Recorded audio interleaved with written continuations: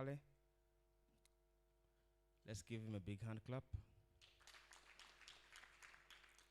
Also join me to welcome our acting chairperson of the board, Dr. Rogers Mati.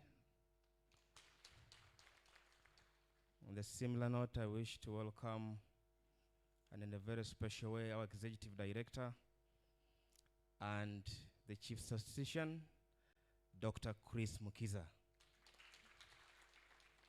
Thank you, Doctor. Also, to welcome his deputy, Dr. Vincent Fred Senono.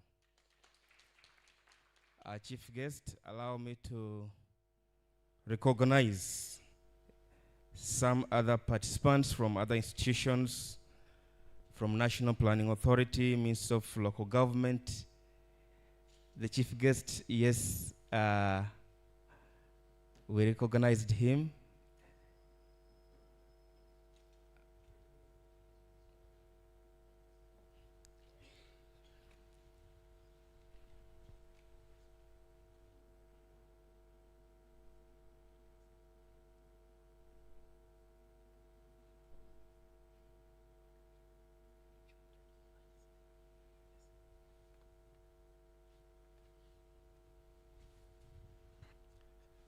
Thank you. We have a representative of the PS, Minister of Local Government, Mr. Paul Okot Okelo, and is the Commissioner, District Administration. Sir, you are all most welcome. Also wish to welcome our members of management, the UBO staff, and all other distinguished guests. Ladies and gentlemen, you're all most welcome. The members of the media, you are most welcome. You are our good partners in the dissemination of official statistics. Our guest of honor, in the interest of time, the Bureau respects time so much. It is exactly 5 minutes past 11, and we shall be starting our program with the opening prayer and anthems. We shall have a very good welcome remarks from our executive director. And also we shall open the session with our acting board chairperson opening this workshop. We shall have the representative of the PS, Minister of Local Government, speak to the participants here. And then we shall have presentation of what has brought us here today, the report. Then we shall have a plenary, and our guest of honor will give his remarks, after which he will proceed to officially launch or commission this report to the whole country. And then we shall have a photo session, and that will mark the end of our program for today. So I'm going to request that we stand up for anthems and prayer.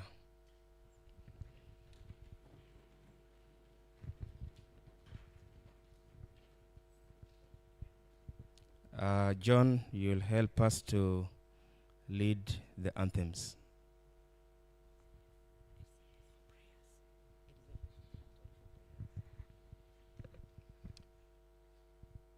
I will lead you into the national anthem, and then I shall invite my colleague, Madame Elizabeth Nyirantwari, to pray for us.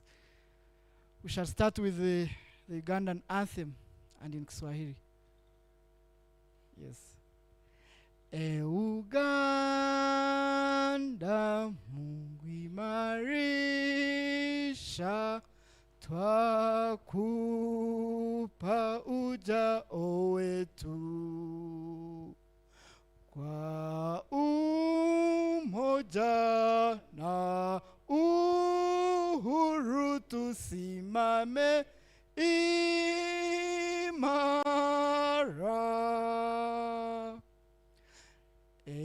Mungu twaomba uirinde Jumuiya Afrika Mashariki, tuwezeshe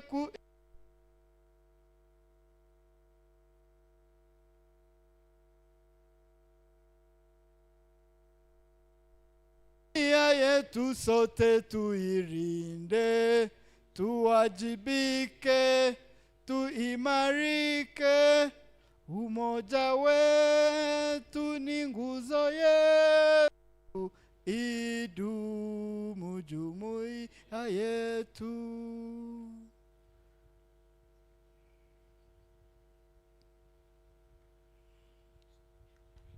Let's humble ourselves for a word of prayer.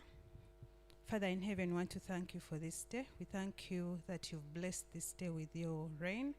We thank you, Father, that as we proceed into the dissemination of the National Human Resource Survey report, Father, we pray that you will guide us throughout this whole time, that you will enable us disseminate rightly. And Father, we pray that whatever will come out will be able to inform the country at large, together with the other international parties, Father. We pray for your guidance throughout, and we pray, Lord Jesus, that we shall be able to utilize the information from this report correctly. In Jesus' name we prayed. Amen. Thank you. Let's take up our seats.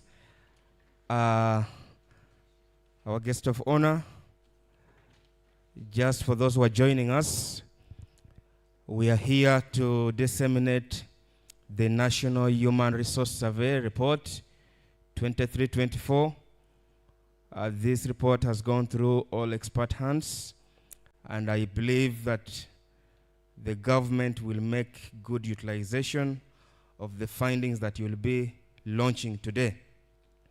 The report touches the size, characteristics of Uganda's workforce. It also touches information on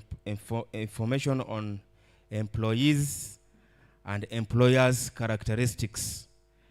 But I will not go so much into that for today, but I would like to prepare ourselves to be ready to receive the findings and know exactly what are the details in that report.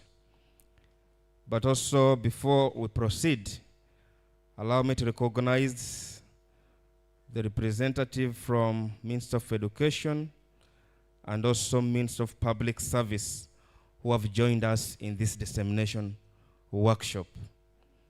So, ladies and gentlemen, our guest of honor, I would like to take this humble opportunity to welcome our Executive Director and Chief Statistician to welcome us in this very special occasion. I request you to give him a very big hand clap, Dr. Chris Mokiza, as he comes to welcome all of us.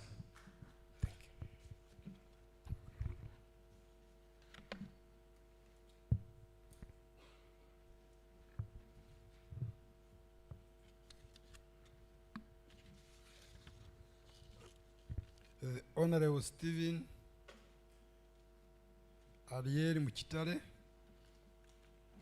who is representing the Minister of State for Finance, Planning, Economic Development, Planning, as well as the chief guest, the acting board chairman,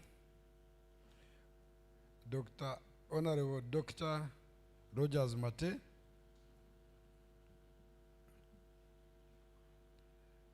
representative from our development partners, if they are present here, the Permanent Secretary, Minister of Local Government,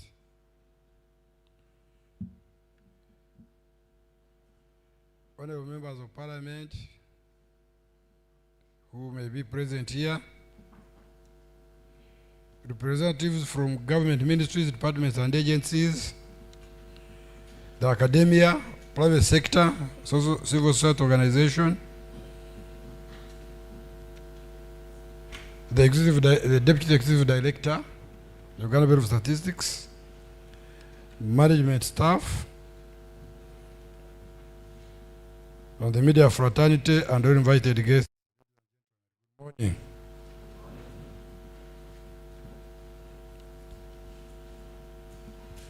We wish to welcome you to this occasion as we disseminate the National Human Resource Survey Report 2023 to 2024. The human resource was previously named Manpower Survey, but because of gender issues, women complained that when we do manpower, we are not including them. So the global community agreed that we change it to Human Resource Survey. But those of us who know manpower planning long time ago, like the chief guest and the acting board chairman, know very well that it's still manpower. This is the second edition the Bureau of the report the Bureau is producing. The first one having carried out in 2016-17 financial year. So I've taken a long time. And we are repenting our sins that we are going to do more frequently. This report.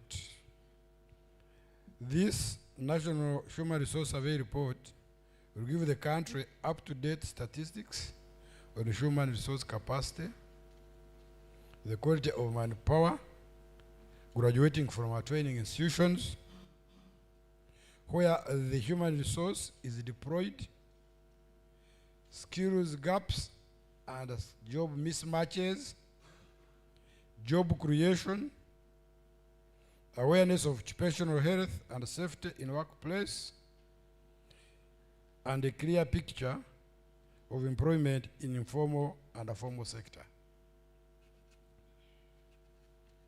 You remember very well that last Thursday we disseminated labor market survey where questions are being asked, where is government? I would explain that this was strictly private sector labor market. So that one will be addressed, the gap is being addressed by this manpower because we also have government. This report is timely for government and private sector to plan for human resource development investments that could boost employment, labor productivity, and for decent work. We again would like to take this opportunity to inform you that we are adhering to the published release calendar.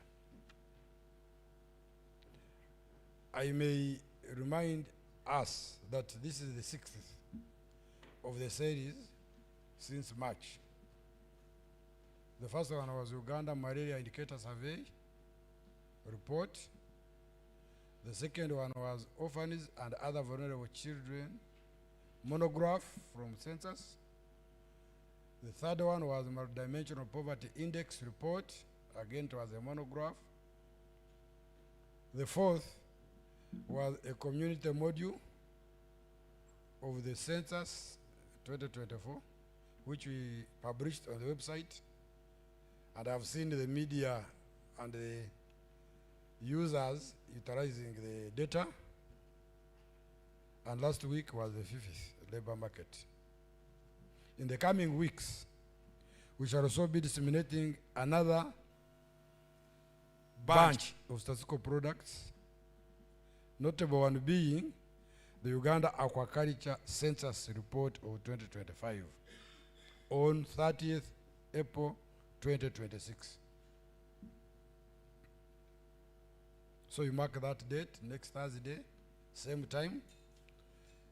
Those who are interested in the fisheries statistics, and those who want to go and start pond fishing, you should come and get the status. The advanced release calendar will soon be revised to cater for new developments in the statistical ecosystem. Because every time we are evolving, we get new products, and then we shall continuously release the updated one, and most likely on 30th April, the country will get a revised and a refreshed release calendar. Why do we do release calendar? We want to be accountable and transparent in all what we do. So guest of honor, We are trying to, I know you used to help us very much in the Committee of Planning of Finance and Budget. You increased our resource twofold, and now you can see the fruits of your investments. I would like all members to acknowledge him because he was our chief defender. Even when people who didn't understand it then, because the bill was not disseminating, he still insisted that the government needed to invest in statistics. And now there's no turning back.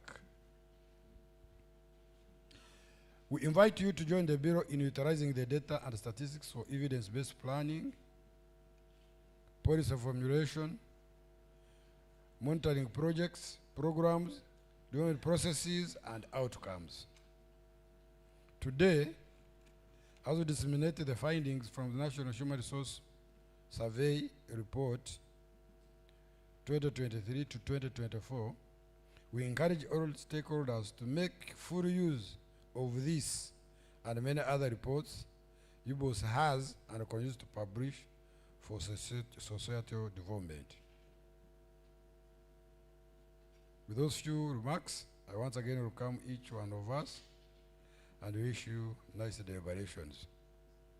But as I sit, I want to recognize and welcome the Honorable Member of Parliament representing Youth, Women, National Women Council, who has joined us. And since the youth are the ones who look for jobs and decent jobs, I think you'll find this dissemination useful for you as you embark on representing the youth of this country. I say all this for God and my country, and thank you. With these few remarks, again, may I invite my chairman to come and speak to the public.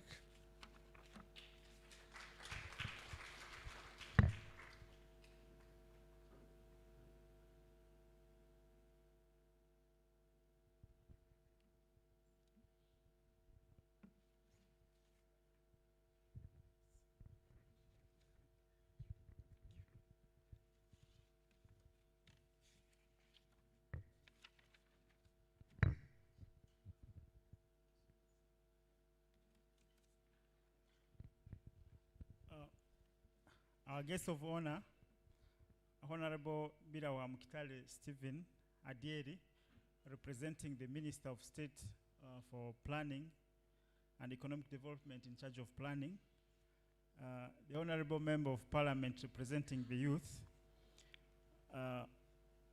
the permanent secretaries represented by commissioners, representatives of development partners, representatives of government ministries, departments, and agencies, my colleagues, members of the Uganda Bureau of Statistics Board of Governors, the Executive Director, management and staff of the Uganda Bureau of Statistics, the media fraternity, all invited guests, ladies and gentlemen, good morning to you. On behalf of the Board of Directors of the Uganda Bureau of Statistics, I welcome you on behalf of the chairperson. The chairperson, Dr. Biamugisha, is not with us today because he's performing another official duty out of the country, but delegated me to represent him as chairperson. So we welcome you to this important occasion as we disseminate the National Human Resource Manpower Survey Report 2023-24. As a board, we have been intentional on our oversight role and providing leadership to ensure that the technical side, led by the Executive Director, produces periodical and demand-driven statistical reports necessary to inform evidence-based planning, policy formulation, and decision-making. As we gather here, therefore, for this dissemination event, is an affirmation that the Bureau of Statistics continues to deliver on its core mandate of producing and making available high-quality official statistics and data. The Executive Director has already expounded on the importance of the National Human Resource Survey, which, among others, gives us evidence of the stature of our national workforce and its associated characteristics. The data is essential for tracking progress on employment levels, decent work and occupational health standards, gender inclusion, and social security mechanisms. The report also gives us insights regarding workforce skills mismatch, and informal versus formal sector transformation patterns. As a country, we continue to grapple with the challenge of an expansive informal sector typified by tendencies of traditional subsistence farming. The Bureau, by producing this report and availing this data, it answers our need for a predictable frequency of production of these statistics, disaggregated by age, sex, and capturing majority of the facets of inclusion to ensure we leave no one behind.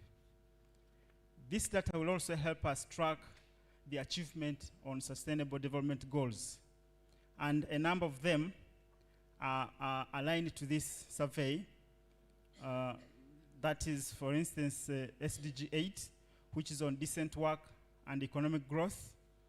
When you look at targets 8.3, 8.5, 8.6, 8.8, these targets speak to decent work and economic growth.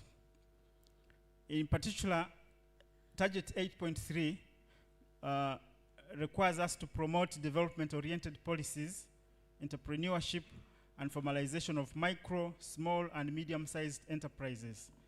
This in particular, if we are to do this, we have to monitor and follow up on indicator 8.31, which is particularly requiring us to monitor the proportion of informal employment.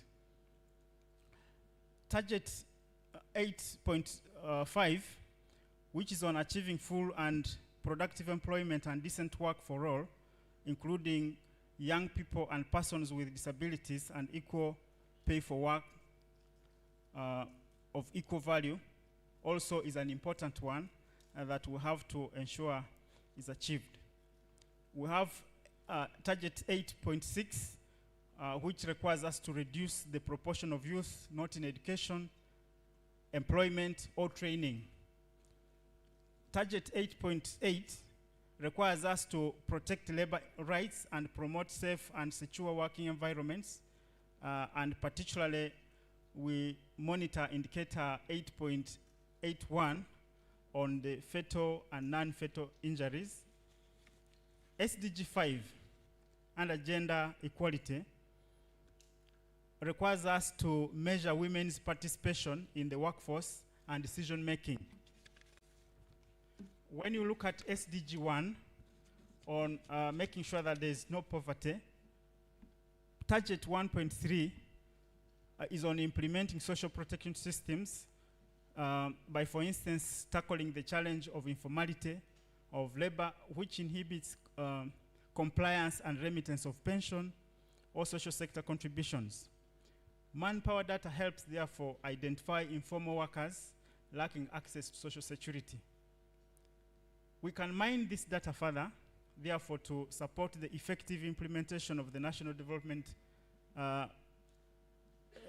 or NDP series, especially now that we have commenced on the 4th National Development Plan to ensure that every Ugandan migrates into the monetary economy. Deep analysis into the report that we are about to receive today should also help us to ensure that the impact of government policies targeting job creation and the progressive improvement in equality of our workforce is achieved. As I conclude, I would like to congratulate the technical teams and all other stakeholders, especially the European Union, which gave us financial support that culminated into today's event. where we are gathered to receive the report findings from the National Human Resource or Manpower Survey 2023-24. With those few remarks, I wish to declare this dissemination workshop officially open for God and my country. Thank you, Doctor, for that very powerful opening remarks. And I would like to take the participants slightly back. When the ED welcomed us, he invited the acting chairperson of the board. So we didn't clap for him. Can we clap for Executive Director? But I've also taken note that people at the back are not clapping. Didn't you take tea? Can we clap again? Now that's much better. That's a very good representation of appreciation of good leadership. Idi, we thank you. And also we thank you as the most technical person on statistical production in Uganda, for which, again, I request the participants, with the permission of our guest of honor today, Honorable Stephen Muktale, that the ED receives another hand clap for that. Thank you very much. Now that gives him an opportunity to continue with this program, which now brings us to listen to the representative of the permanent secretary in the means of local government to speak to us this morning. Sir, you are most welcome. Let's give him a big hand clap as he comes.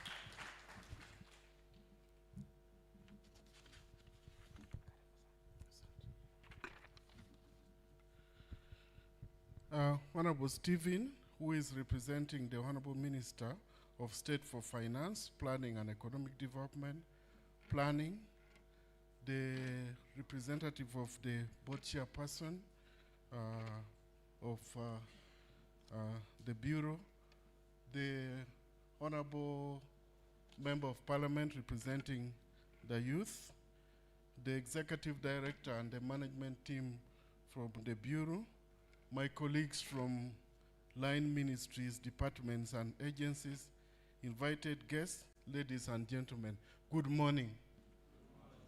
I was already introduced. My name is Paul Okot-Okello. I work with the Ministry of Local Government as a Commissioner for District Administration. But for this morning, my permanent secretary, Mr. Ben Kumumanya, delegated me to represent him in this function. So it's my honor to join you for today's function, in which the National Human Resource Survey report is being disseminated. I take note that the exercise was conducted by the Uganda Bureau of Statistics with support, of course, from our government of the Republic of Uganda, and then the European Union. I wish to commend Uganda Bureau of Statistics for undertaking this critical exercise and for their commitment, continued commitment to producing high quality, reliable data that informs our national planning. Without data, we cannot plan, and UBOS has been delivering that. I also want to note that this report comes at a time when Uganda is, as a country, is intensifying efforts to transform its economy, to strengthen service delivery, and then to improve livelihoods across all the regions. As the chairperson mentioned, of course, now we're implementing the 4th National Development Plan. Government is also putting emphasis on the 10-fold growth strategy and then the ATMs. But all this cannot be realized without the human resources. Human resources remain a background of this transformation, and then without a well-understood, well-developed and effectively deployed workforce, our aspiration for socioeconomic growth cannot be fully realized. So A survey of this nature, therefore, is very important. It gives us a comprehensive picture. The ED highlighted a bit, but I know later on we are going to get the details of what is contained in the report. From the local government perspective, this is very, very important. As you all know, we implement a devolved mode of governance, and local governments are responsible for delivering a wide range of services to the populace. Except for security and international relations, all other functions have been devolved. And then, of course, we also operate a separate human resource management system in which the local governments recruit, they deploy, and they exercise a number of human resource management functions over their staff. So accessing data like what we'll receive today, which will reveal current skills gaps and the mismatches, is very, very important in that it will help the local governments to properly plan for recruitment, for redeployment, and for training based on facts or data rather than assumptions. It also ensures that essential services are properly staffed. Essential services including, among others, health, education, water and sanitation, agriculture, among others, are properly staffed with people with the requisite skills, and as well as addressing the aspect, one previous speaker already mentioned, the aspect of affirmative action and inclusion, making sure that the women, the youth, the persons with disability, and the elders, they participate in employment. So as we look forward to receiving the report, there are a few issues that I want to emphasize. The aspect of strengthening skills development system to match our labor and market demands by ensuring that our education and training institutions produce graduates with practical and relevant skills. And here we want to commend our government because now the new curriculum is more practical rather than theoretical. And then secondly, the importance of formalizing and supporting the private sector, the informal sector, by improving access to finance, training and markets for small and medium enterprises. You know the PDM is doing a good job in that aspect. Under financial inclusion, we are giving money, and a lot of people are self-employed in this regard.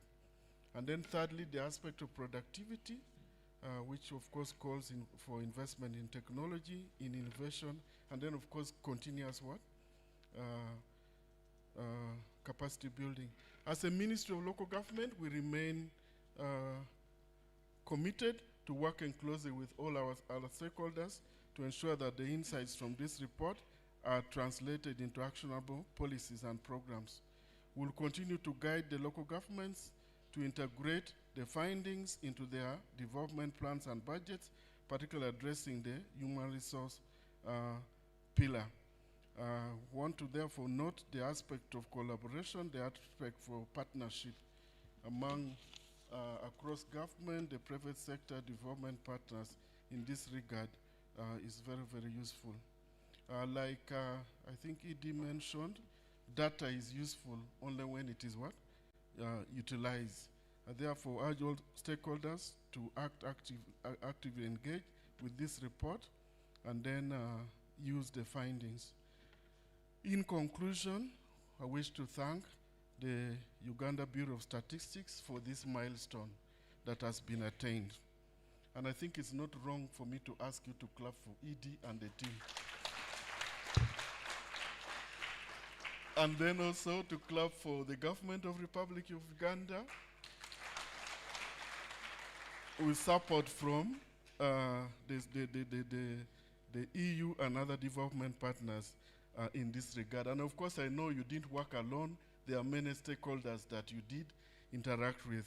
And in the same vein, I request you to clap for those stakeholders. I thank you for your kind attention. I say all this for God and my country. Thank you. Thank you very much, Commissioner Paul Okello. And of course, you are here in the capacity of the Permanent Secretary, for which we take high recognition. I will therefore request the participants to give you a very big hand clap. You know, earlier on when I asked the participants to clap for Edie, they thought I was joking. But you see now, Commissioner, you joined me in extending this very sincere and honest appreciation to the Chief Statistician. So thank you so much. So ladies and gentlemen, I also earlier on told you that I don't want to speak a lot of terminologies as far as the findings of today are concerned. And you may have realized that all the elders who have spoken to us, the ED, the acting chairperson of the board, the PS acting here, they have all given detailed understanding of what we are doing here today. They have told you what the survey is all about and how important it is for us as a country. And therefore, the other figures are going to be revealed by the presenters of today who are here. And of course, ED, you have made it a culture for us, for which we appreciate that because of the importance that we attach to the technical experts also who give us this presentation, it is only an honor that the ED comes and brings them to make their presentation. So I humbly request that the ED, you come and introduce these very wonderful presenters to share with us the findings. Thank you, sir.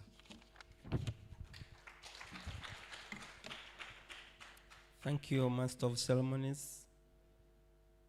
Allow me ride on already established protocols, but before I bring the people who are going to present, I want our guest of honor to see the people who have been behind this report we are going to disseminate. Can you stand up?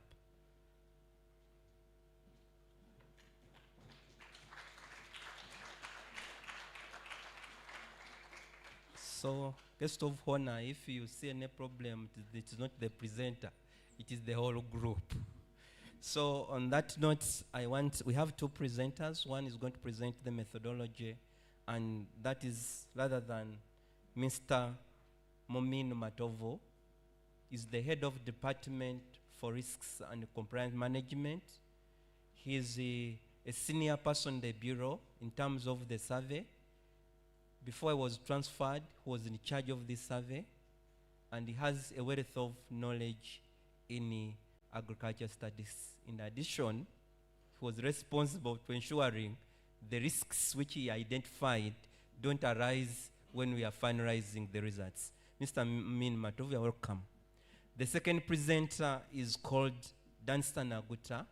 He's a senior statistician, Uganda Bureau of Statistics, and he has a wealth of information in survey methodology, analysis, and report writing.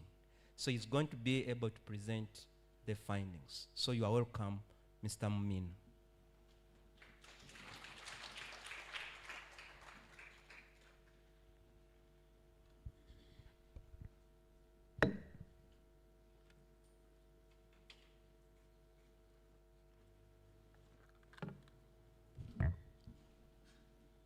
Thank you, DED. And the guest of honor, allow me also ride on the already established protocol.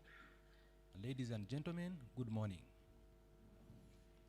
My name is Mulindwa Muminu Matovu, the head of Department for Risk and Compliance.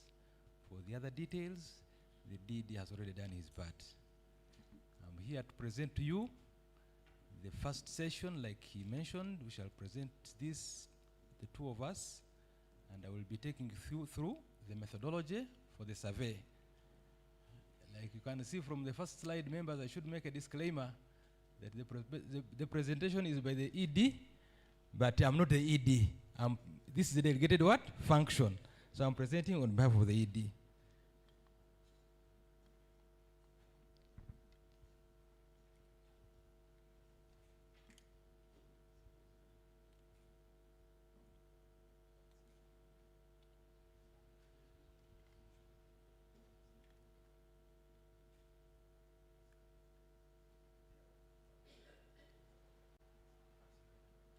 Okay, thank you.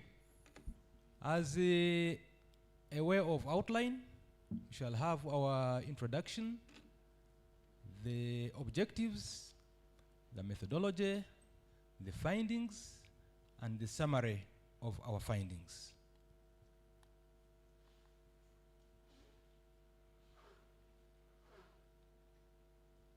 Yes, as you already mentioned, the ED already acknowledged and appreciated the various stakeholders, including the government of Uganda, for establishing the enabling environment, and the European Union for providing the necessary funding for undertaking this survey. As a way of introduction, members, you already heard that this is the second report being produced by the Bureau, the first being the one in 2016-2017. By then, it was called the Manpower Survey, Uganda 2016-2017. This time round, because of the various stakeholder engagements like the ED mentioned, it's called the National Human Resource Survey Report of 2023 to 2024. What were the survey objectives?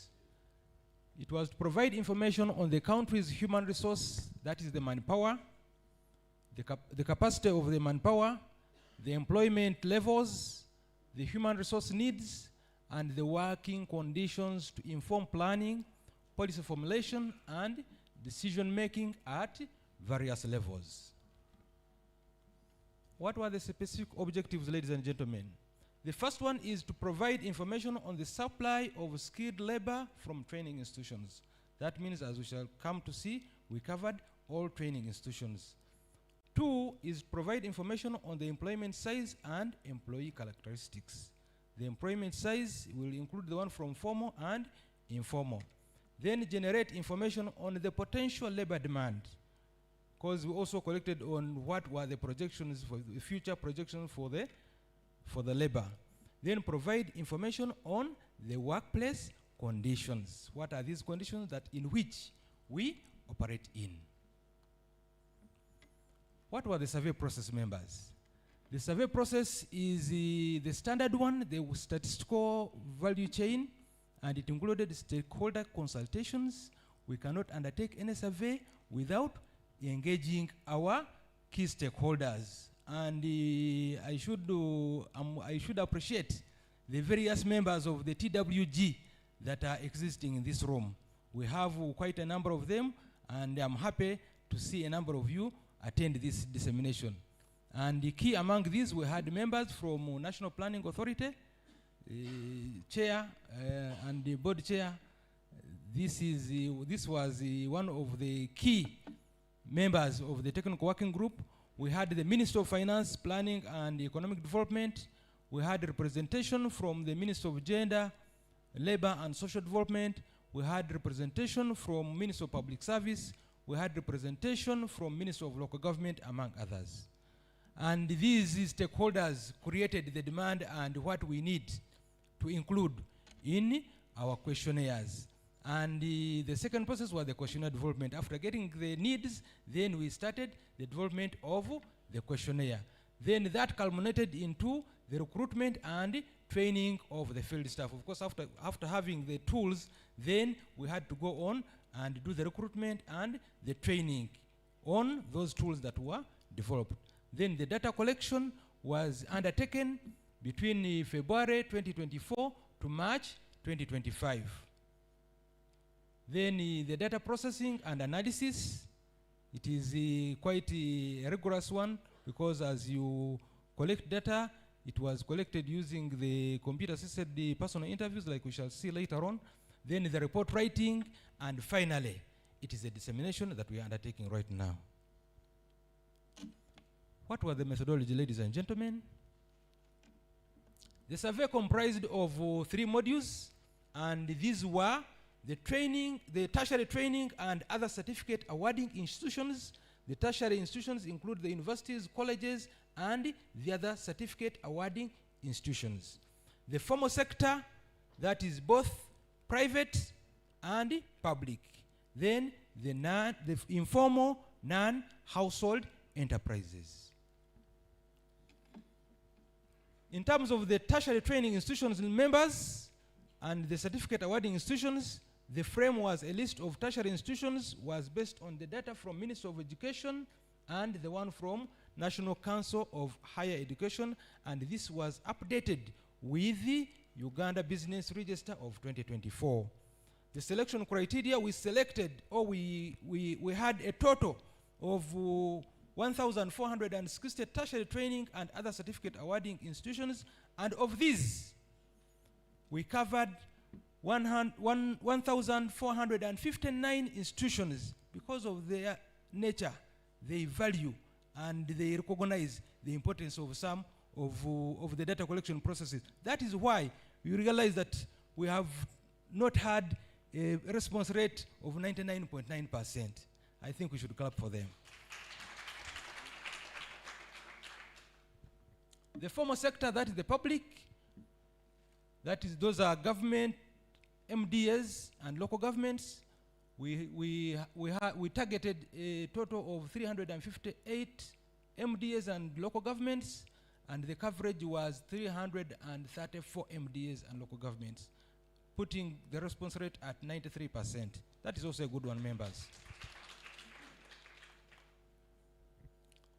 The former private, the sampling frame was based on the census of business establishments of 2019-2020, and it was updated up to 2024 using administrative sources.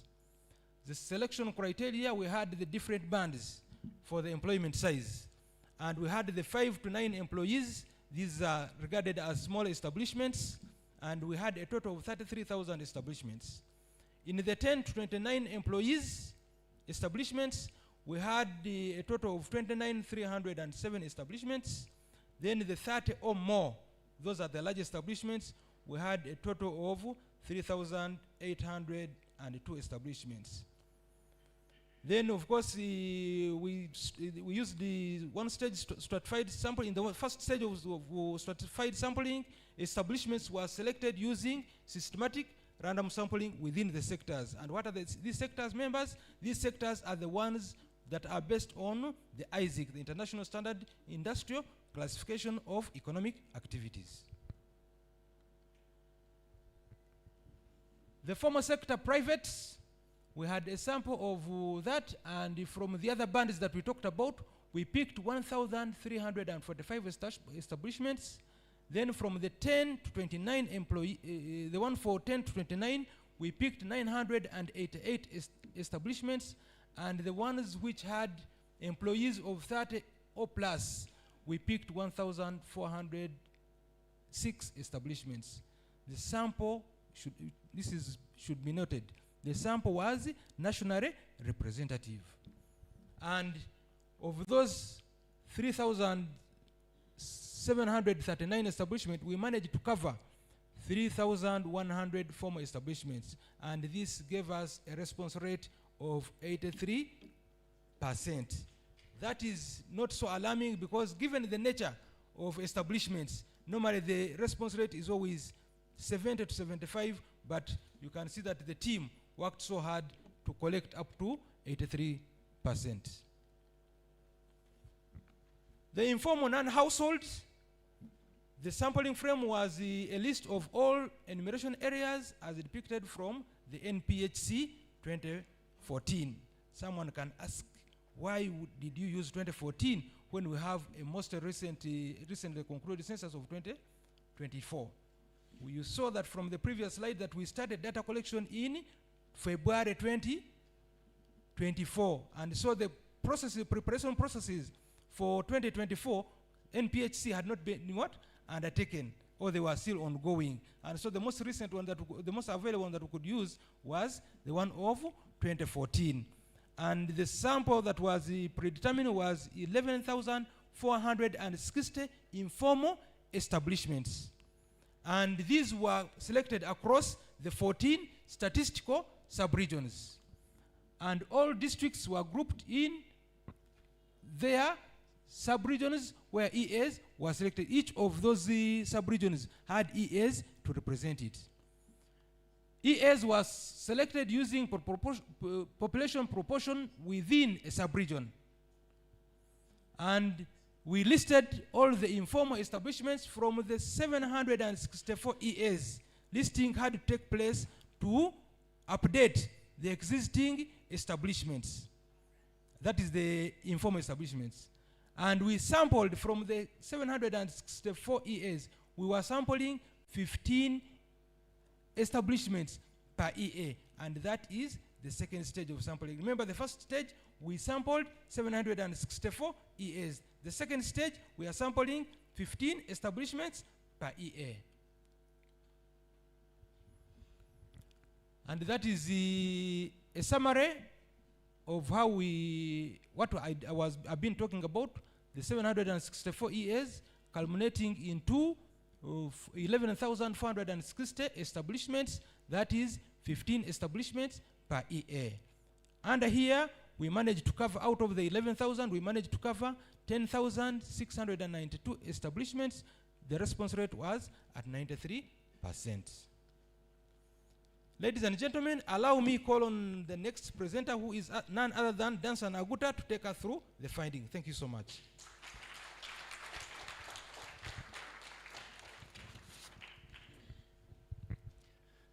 Thank you very much, Haj, for the first page of the presentation.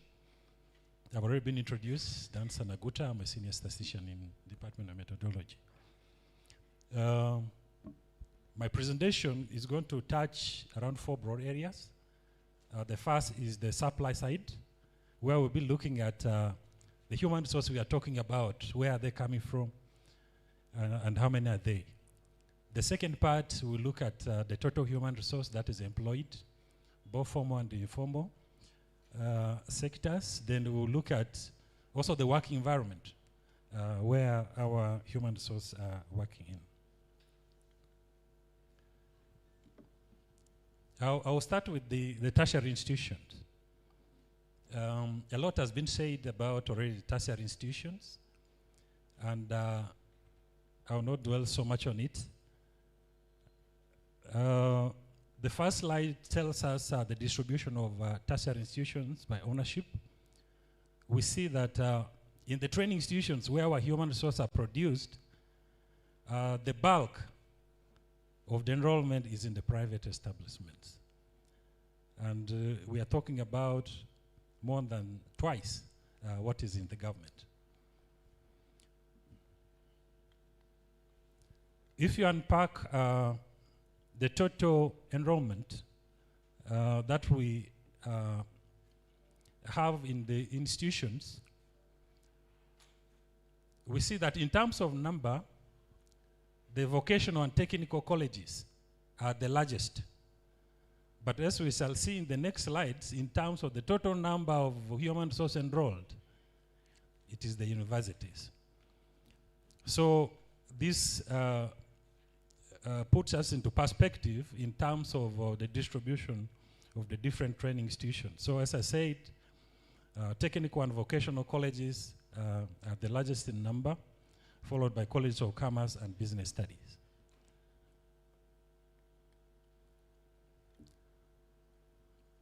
Let us go into now the numbers of human resource that are actually enrolled. And why is it even very important actually to talk about the enrollment? In human resource planning, you need to know in advance how many people will be joining the labor market in the coming years. And this actually helps you now to plan better how many jobs you need to create for this human resource that are still enrolled in the training institutions. And as you look at the slide, there are very key messages for us to take note. The first is that this data is over a trend of 3 years, 2021 to 2023.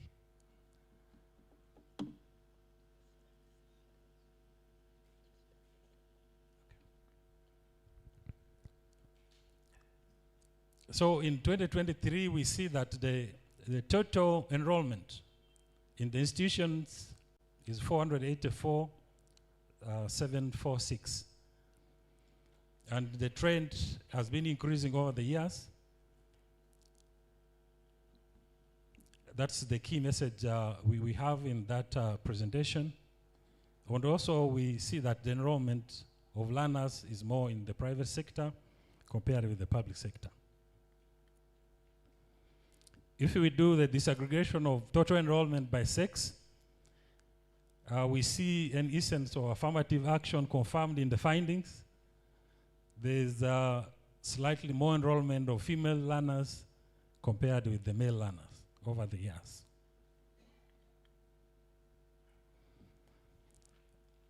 If we unpack further the enrollment by the different types of training institution, as I just said, the largest number of our future human resources are enrolled in the universities and affiliate colleges.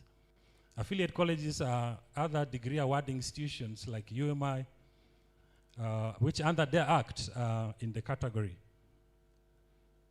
And the second enrollment in terms of the human resource is in the vocational and technical institutions.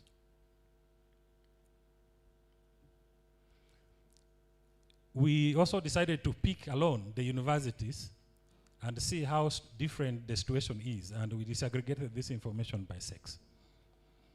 So we are able to see, as shown, that the females are actually more compared to the males in terms of enrollment in universities. The next thing we are going to talk about is the graduation. You will know that when we conducted this survey in 2023, we had to collect information of the previous year because we needed to capture complete information for the year.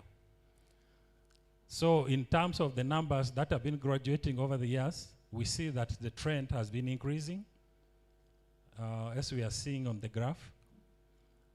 And also the private sector, because they're employing, they're enrolling the largest in terms of the graduations, the numbers are also higher than the ones in the public institutions.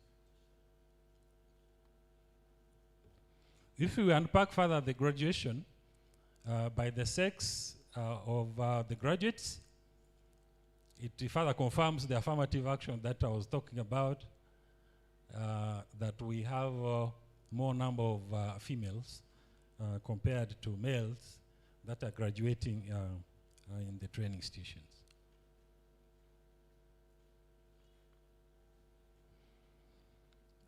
If you disaggregate the graduates further by the colleges, the training institutions where they have been training in, we see that the trend is between the universities and vocational technical institutions in terms of the numbers that are graduating. And these two institutions are churning out the bulk of the people who are graduating that feed into the labor supply in the country.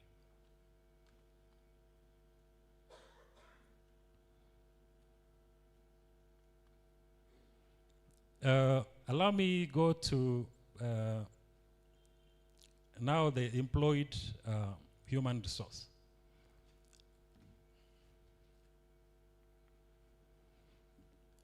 Starting with the formal sector, in this survey, the total employed workforce was estimated at 2,204,918. That's in total in the year 2023. And again, when we collected this information for the previous year because we needed a complete record of employees within the institution from January to the 31st of December. Because the survey was in 2024, we had to collect the complete year of 2023 and below. And the idea of the trend is to just give us a picture of how the human resource, the employee numbers have been changing over the years. So in this message, from this slide, we see that the bulk of the employees are working in the private sector. There are more than, they actually thrice the employment in the formal sector, which is, in the public sector, which is a bit flat.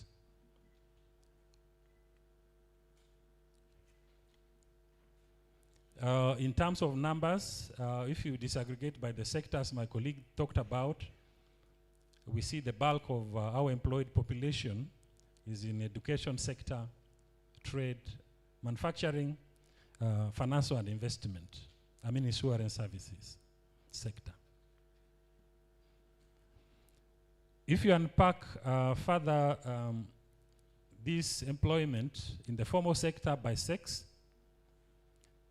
you are able to see some key messages. First, the number of male employees is more than the one for female employees in the formal sector. And if you distribute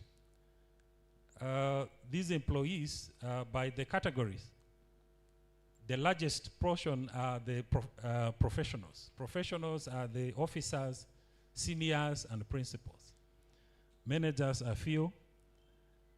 We also have the other categories.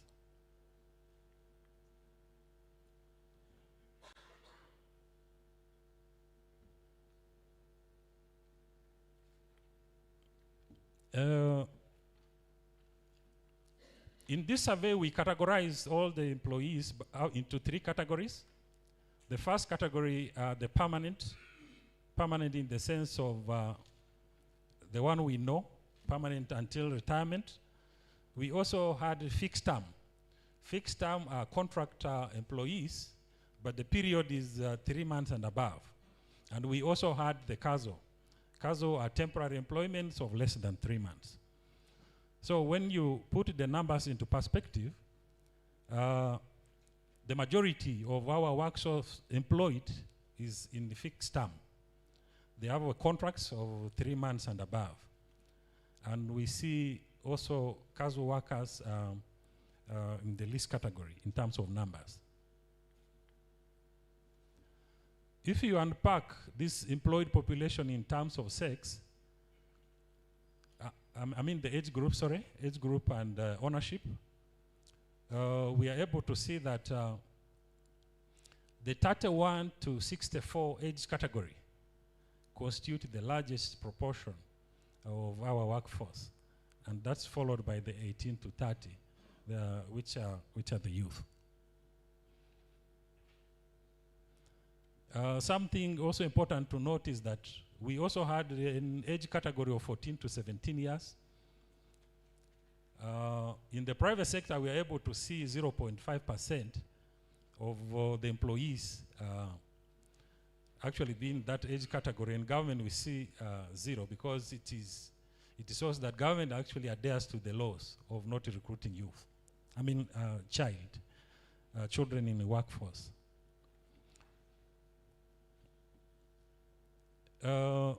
One critical thing in labor is to see that you have a workforce that actually are qualified.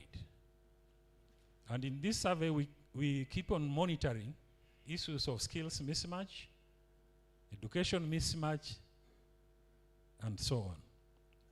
So the slide we are seeing, we had a question which asked 2 things. The first was, what are the level of education needed for this position you are holding? And we asked this to an employee. And the second question was whether your qualification actually matches what is required for that position. And we are able to see that 8 in every 10 of them actually have the education required for that position. And that is the situation both in public and private sector.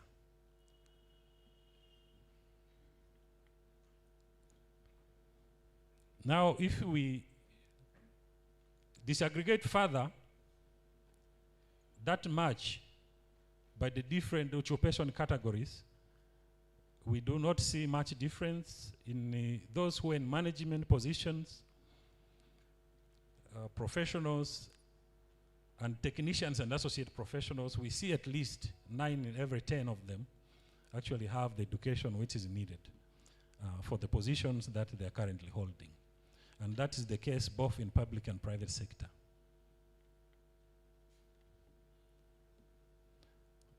One of the mismatches is in terms of skill. Now, this one we put to the employer. And the question was whether the employees that they have, what skills will they be needed for the different occupation categories? And we followed that with another question on those that do not have the skill. And we have the figures for you here. There are some figures which are in pink. They highlight the critical issues of focus. If you're in management, you are expected to have managerial skills, innovation and creativity skills, communication, customer care skills as part of the critical skills that you need. But what we are able to see in the findings is that these are areas which are lacking according to the employers. If you look at the professional category, officers, seniors, and principals, it is also that we are a bit analog. IT skills are a very big issue for us. If you go to the service and sales workers, the skills which are lacking most are the customer care, innovation and creativity, and the communication skills.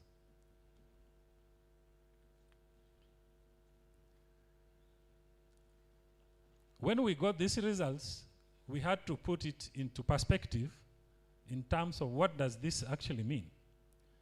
We just released another finding from the labor market survey.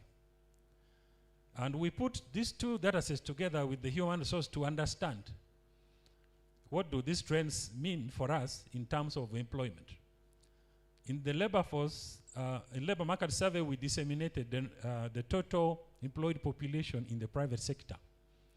We picked also the private sector employment in the national human resource and compared these two to see a trend of what this actually means in terms of the number of jobs created for us in the country in the private sector.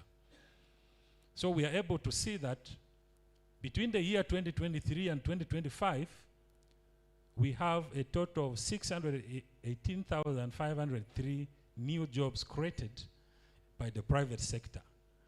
I think we should appreciate ourselves for the contribution of the private sector in terms of employment creation.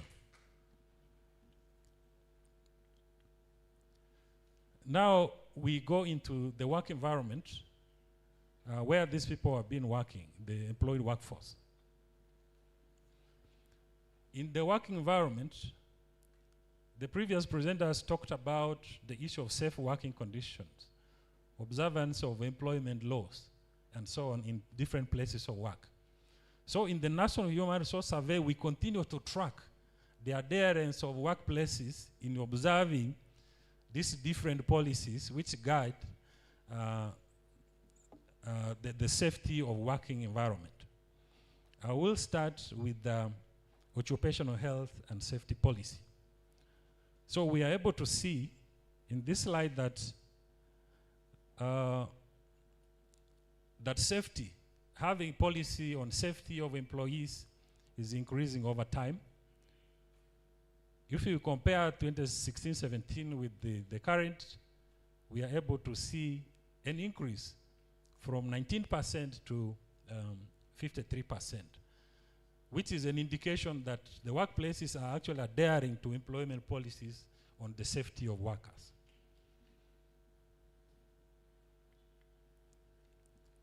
The other issue we also assessed was the issue of dangers at workplace.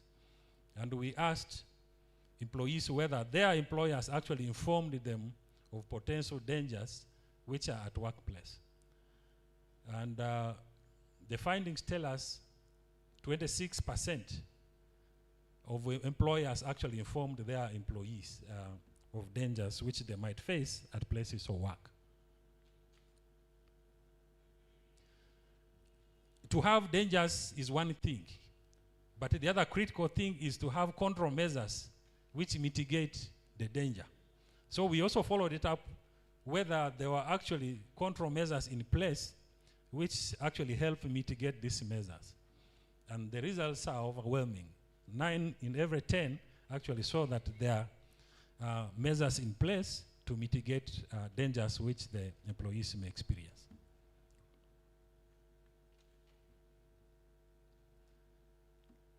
One of the emerging issues is the issue of stress management. And the most important thing is that the employer has a policy in place to manage stress. So we asked whether the workplace have this policy in place. And we saw the report indicates that 7% actually have policy for managing stress. And this proportion presents an increase from the 9% we had in the previous edition of the survey in 2016-2017.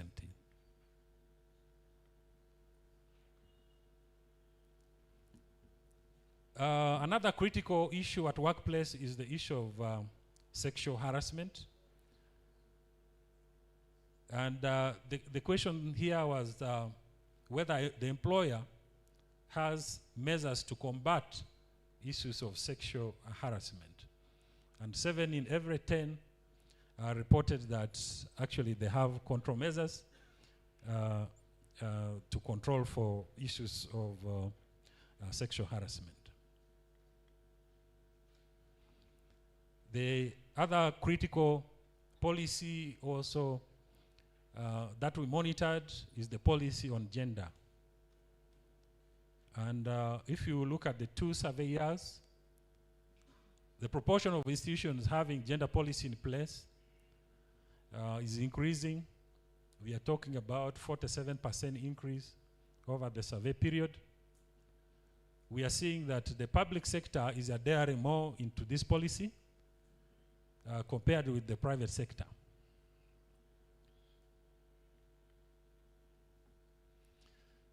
Another policy we also track in the survey is the disability policy.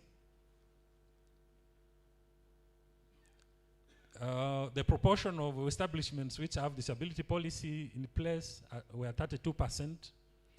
This is also an increase from the 18%, which was reported in the 2016-17 edition. Like the previous slide, we see the public is adhering more into seeing that these policies are actually in place compared to the private sector. HIV policy is another critical policy. We see that the number of workplaces which have this policy in place has increased from 9% to 33% over the 2 survey periods.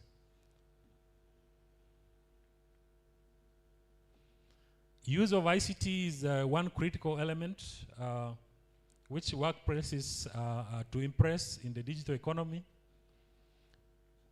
And we had a question for the employers to see if ICT has been introduced in their work processes. 8 in every 10 did confirm this in the affirmative, that they actually have ICT policy in their processes. And this also is a significant increase from the 54%, which also responded on the same indicator in 2016-2017.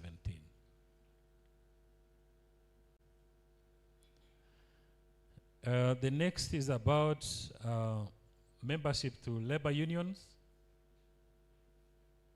Over the years, we see an increase in the public sector. In the private sector, we see a little bit of a drop, and the overall is a drop by 2% in this indicator over the 2 survey period. Membership to professional associations is one indicator also we track under the National Human Resource. We ask whether the employees belong to professional associations, and we see 27% responding to the affirmative, an increase from the 9% reported on the same indicator in 2016-2017.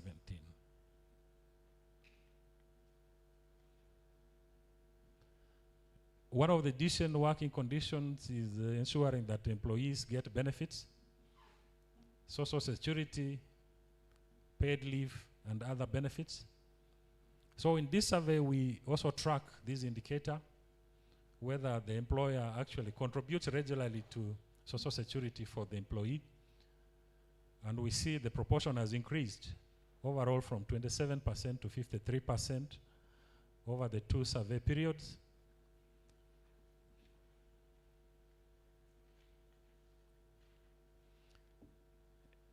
Let us now deep dive into employment in the informal sector.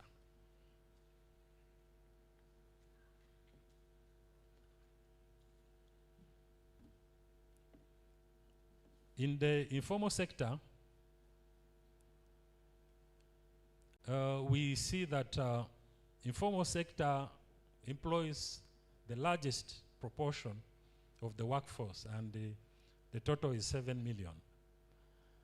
Now, if you break that total number of workers employed in the formal sector, we see that the majority are actually the owners of this business, followed by those who are working for pay, and the last category are the contributing family workers that are supporting.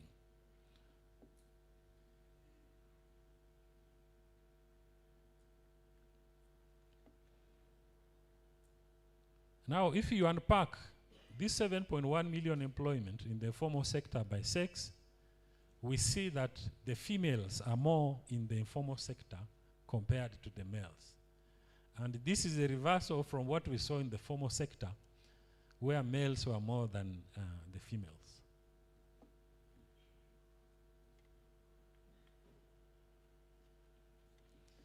If you unpack the employees in the informal sector by the age group, the majority are actually youth, 18 to 30, using the Ugandan definition, followed by those that are 31 to 59 age group.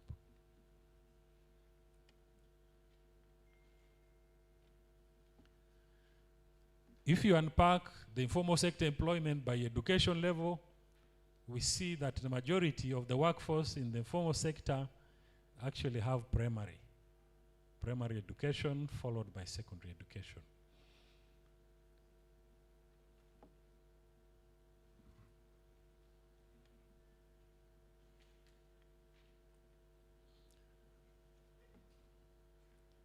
In this survey, we had some limitation which we need to also bring to your attention. If we look at the categories of formal establishments that we covered, the small categorization had 5 to 9. It means that there are some 1 to 4 employee size establishments that were not covered. And this was mainly because of the nature.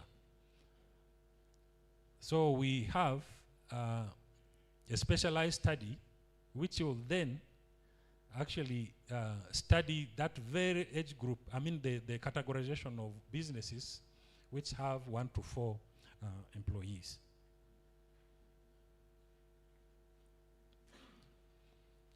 This survey also did not go without challenges like any other survey.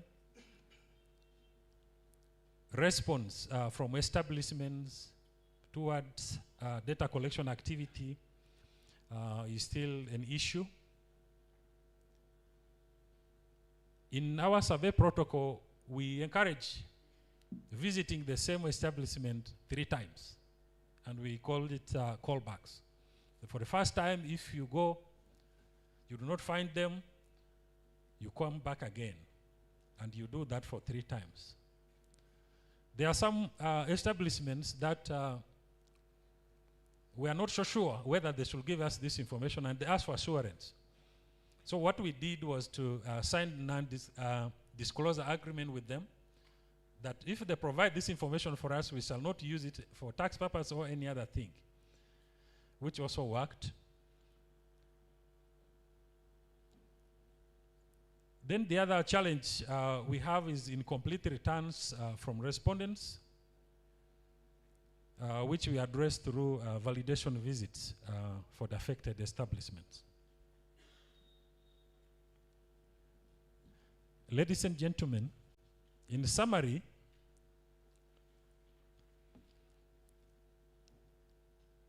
the tertiary institutions we covered total to 1,453.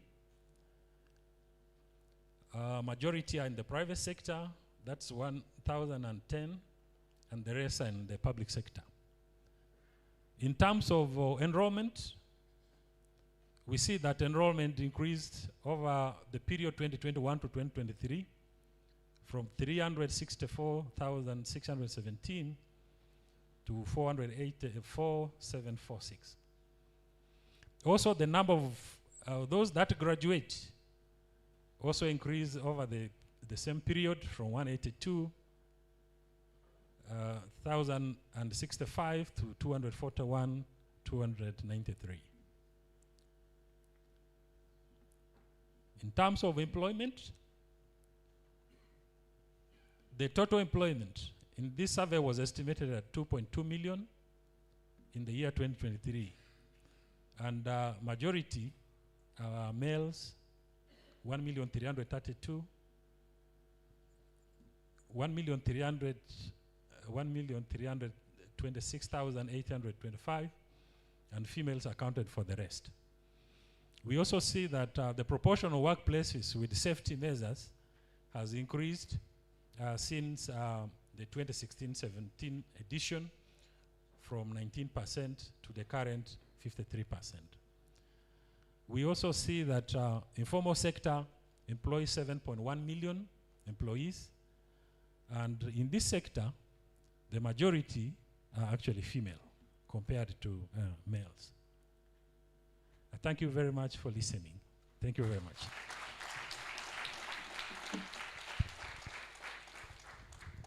Thank you for such a very detailed and wonderful presentation. Let's give all our presenters once again a very big hand clap.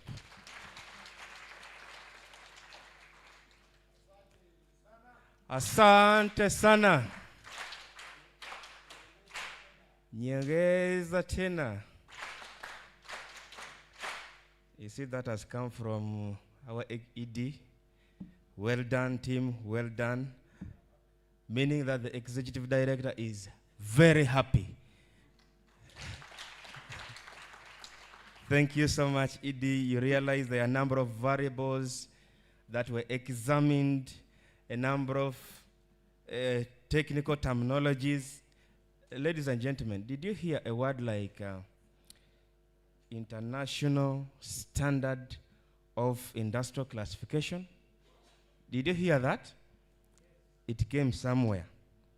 Informal establishments, formal establishments, workforce, skills gap or mismatch, tertiary institutions.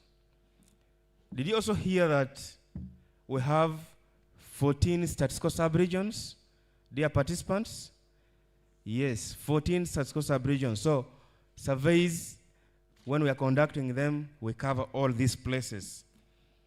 We have trends, we have universities, but we also realize that we have more female participants in informal sector than the males. And then we have more males in the formal sector than the females. And then you realize that institutions also have issues to do with stress management, which has actually appreciated from 9% in the previous survey to 37%, which is a great improvement. That means that perhaps there is more productivity. And then we also have, the ED talked about workplace safety in his welcome remarks earlier on. And you realize that it actually also increased from 19% in the previous survey to 53%, a great improvement.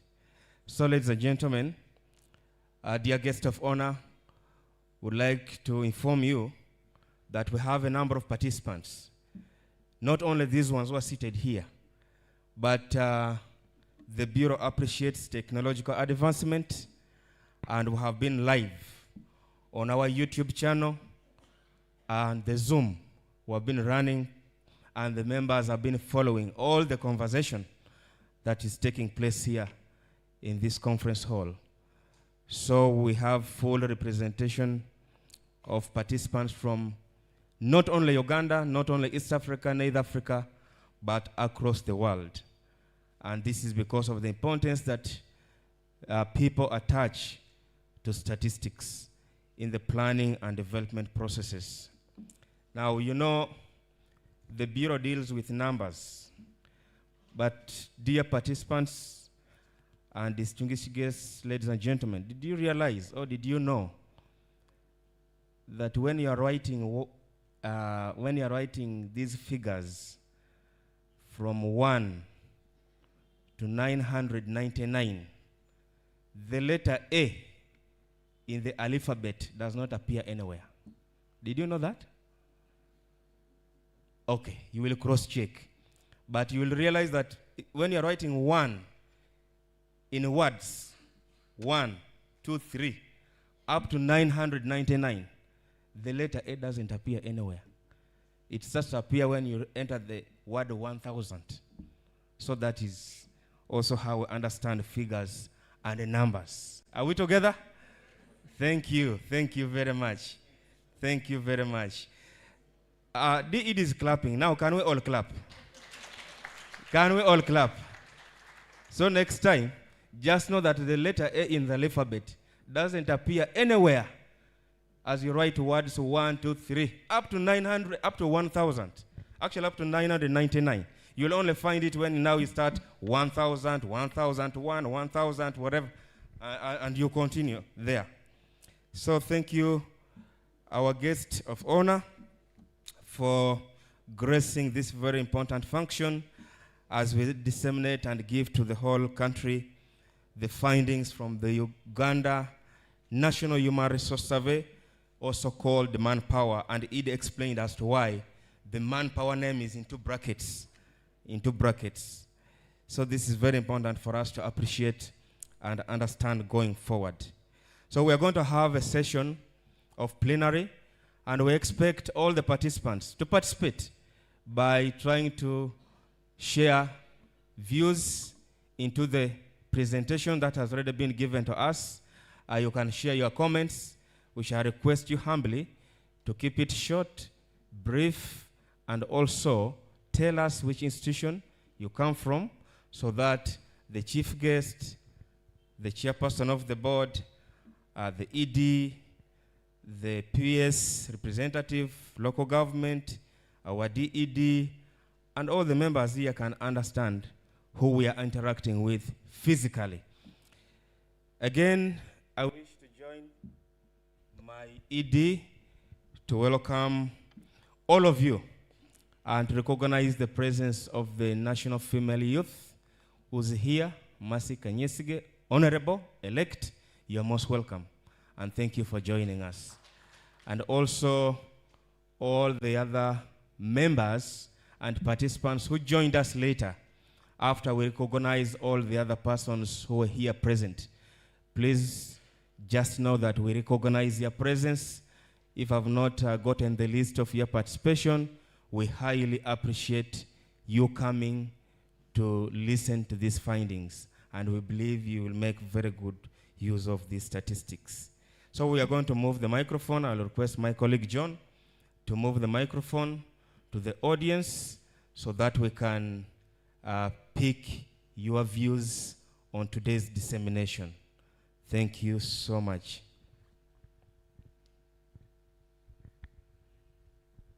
Do we have a hand? There is already a hand up there. Your name and the institution.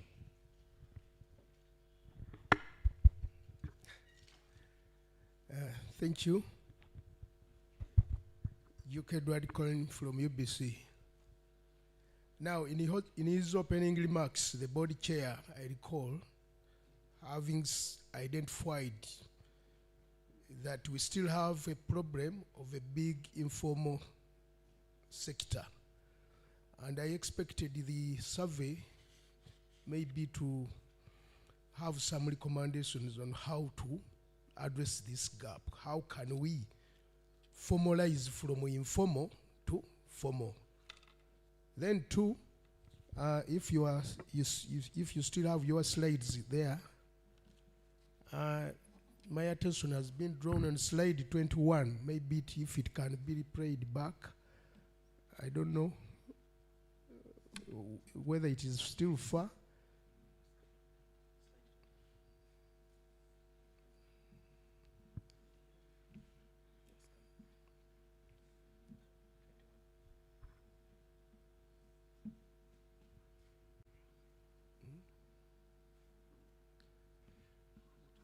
That one.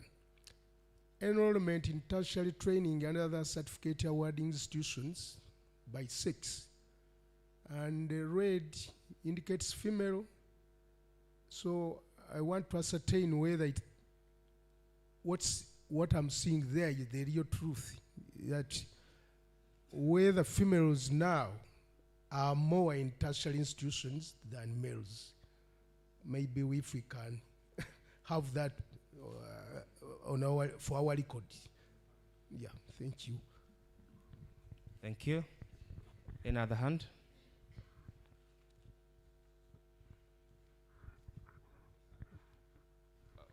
For this session, we are all participating.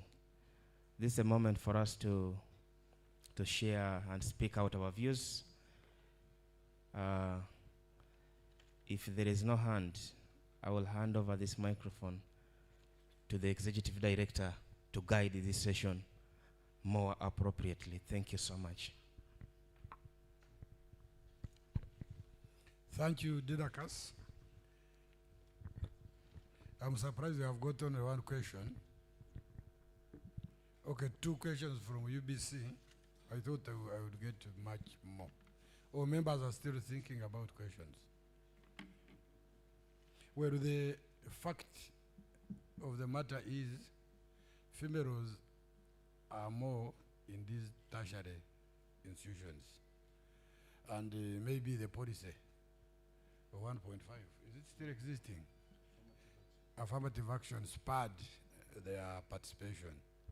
In our years, it was the contrary.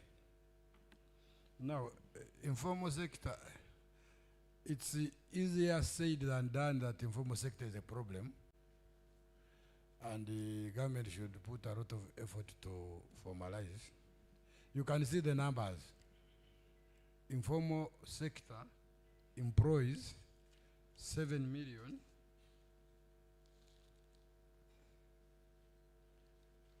Where is it? I want to give you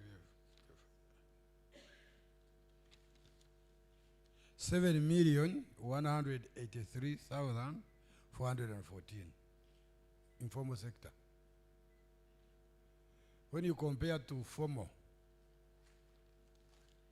both government and private were at how much? 2 million. What is the other slide? I don't want to be misquoted. You put again on the screen. Formal, informal.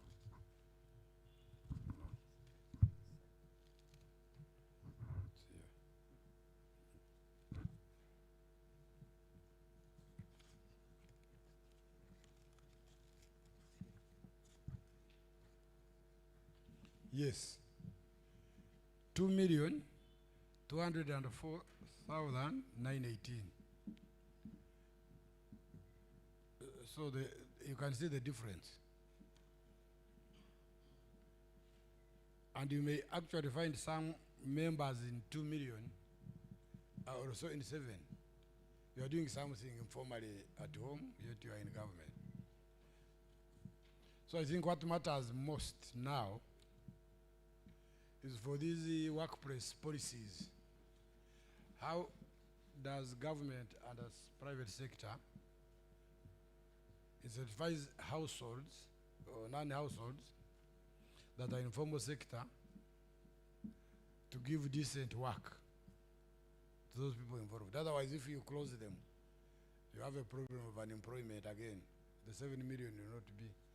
And by the way, from economic theory, the transition should be natural, organic, where excess labor from informal sector finds itself where?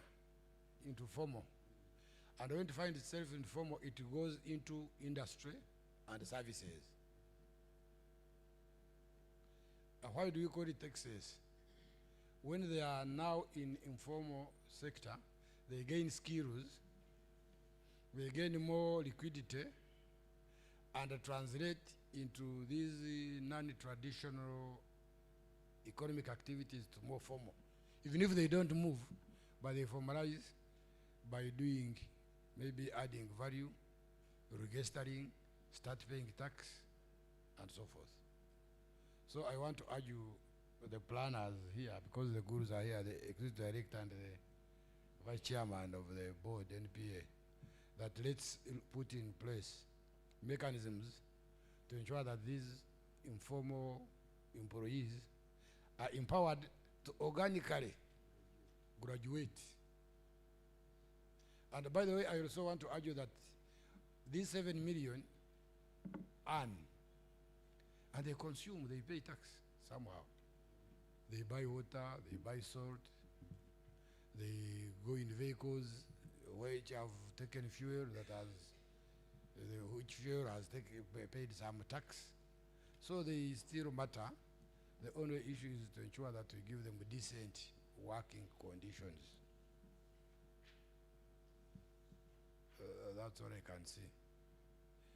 The other important fact we need to see is we gave a slide on NSSF contribution. I have asked the Deputy Executive Director to disaggregate it further and remove civil service. In the public sector, in the government, the bulk in civil service are on the pension scheme and therefore are not supposed to. So generally, the picture is correct, but if we now control for civil service, you find that in the public sector, the other government, the other public service is all in what? In NSSF. So that's the only thing I can see that you can improve on the PowerPoint. And that's it. Do you have any other question, clarification, or comment?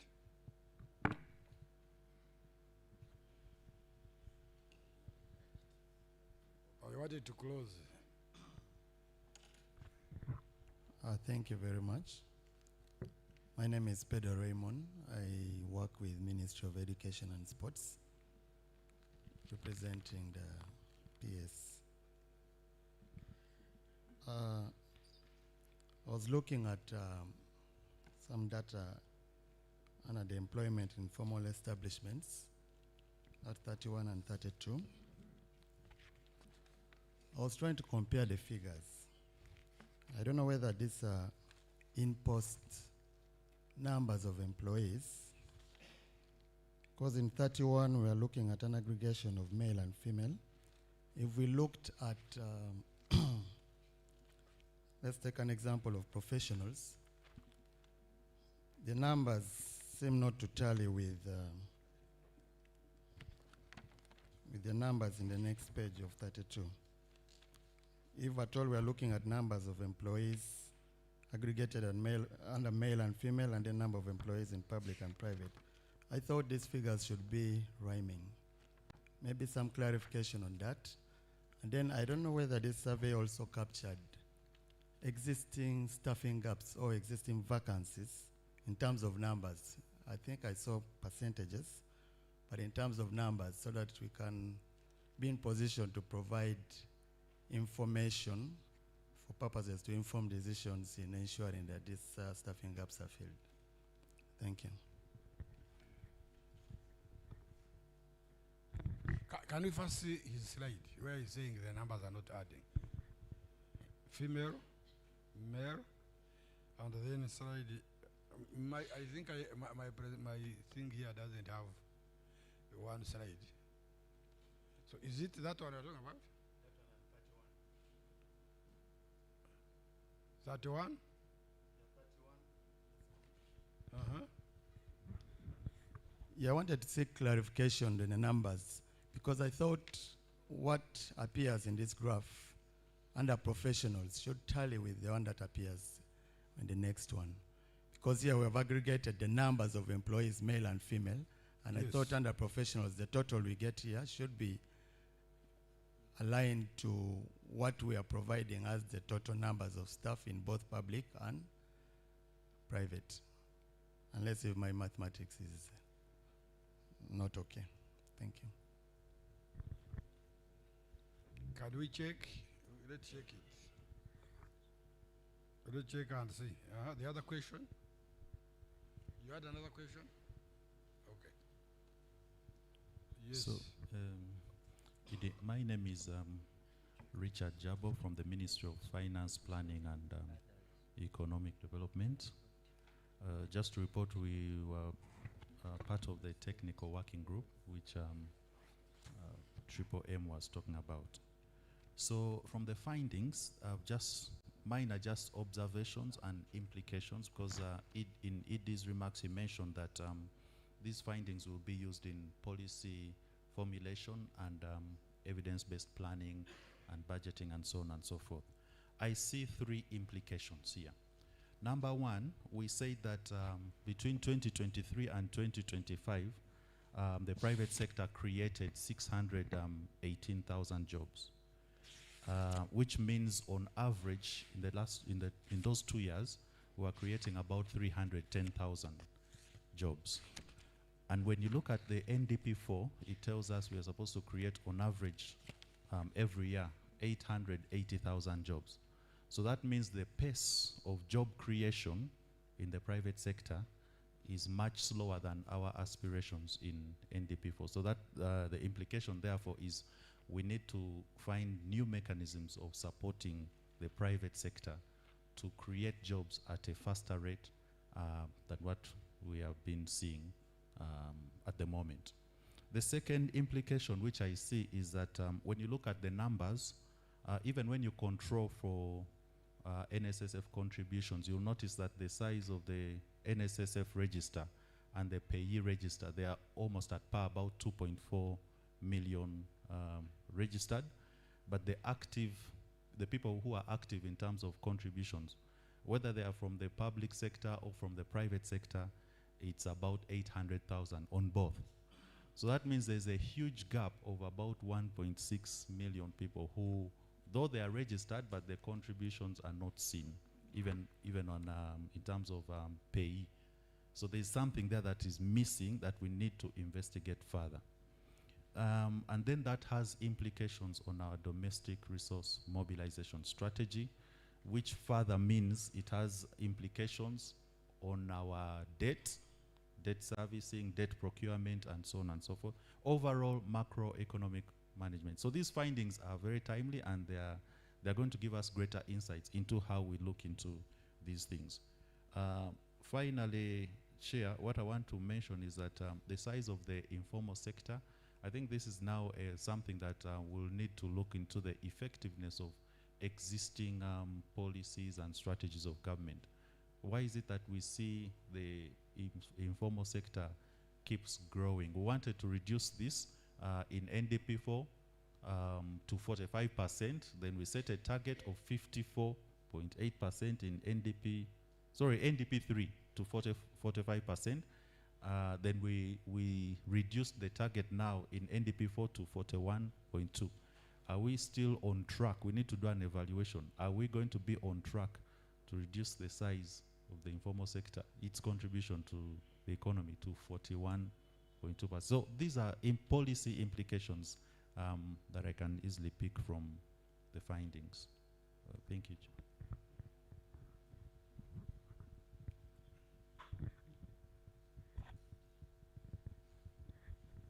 Thank you so much, ED. All protocol observed. My name is Honorable Kanyes Jemasi, the National Youth MP elect. Mine is just a concern. First and foremost, I want to appreciate you for this report. As we've all seen that the report is about to help us in decision making that we take maybe as legislators or any other government agents. But my question is about the dissemination of this report. When I see in the room, we are few people in the room.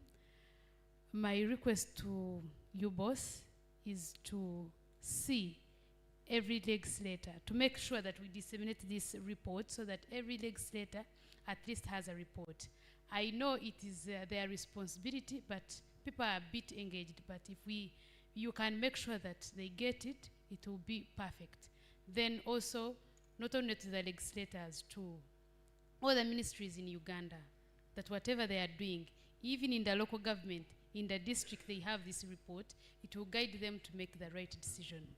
For example, under the slide 31, on employment in formal establishment by the main corporation, I think it is another slide. It is it is slide 34 on the employment. When you are presenting, I see the young people who are employed in the formal sector. We are 24% between 18 to 30. When you see from 31 to 64, they are 74. You see there is a big gap. To me, if all the government agencies, they have this report, it will help them to make the right decisions. I thank you.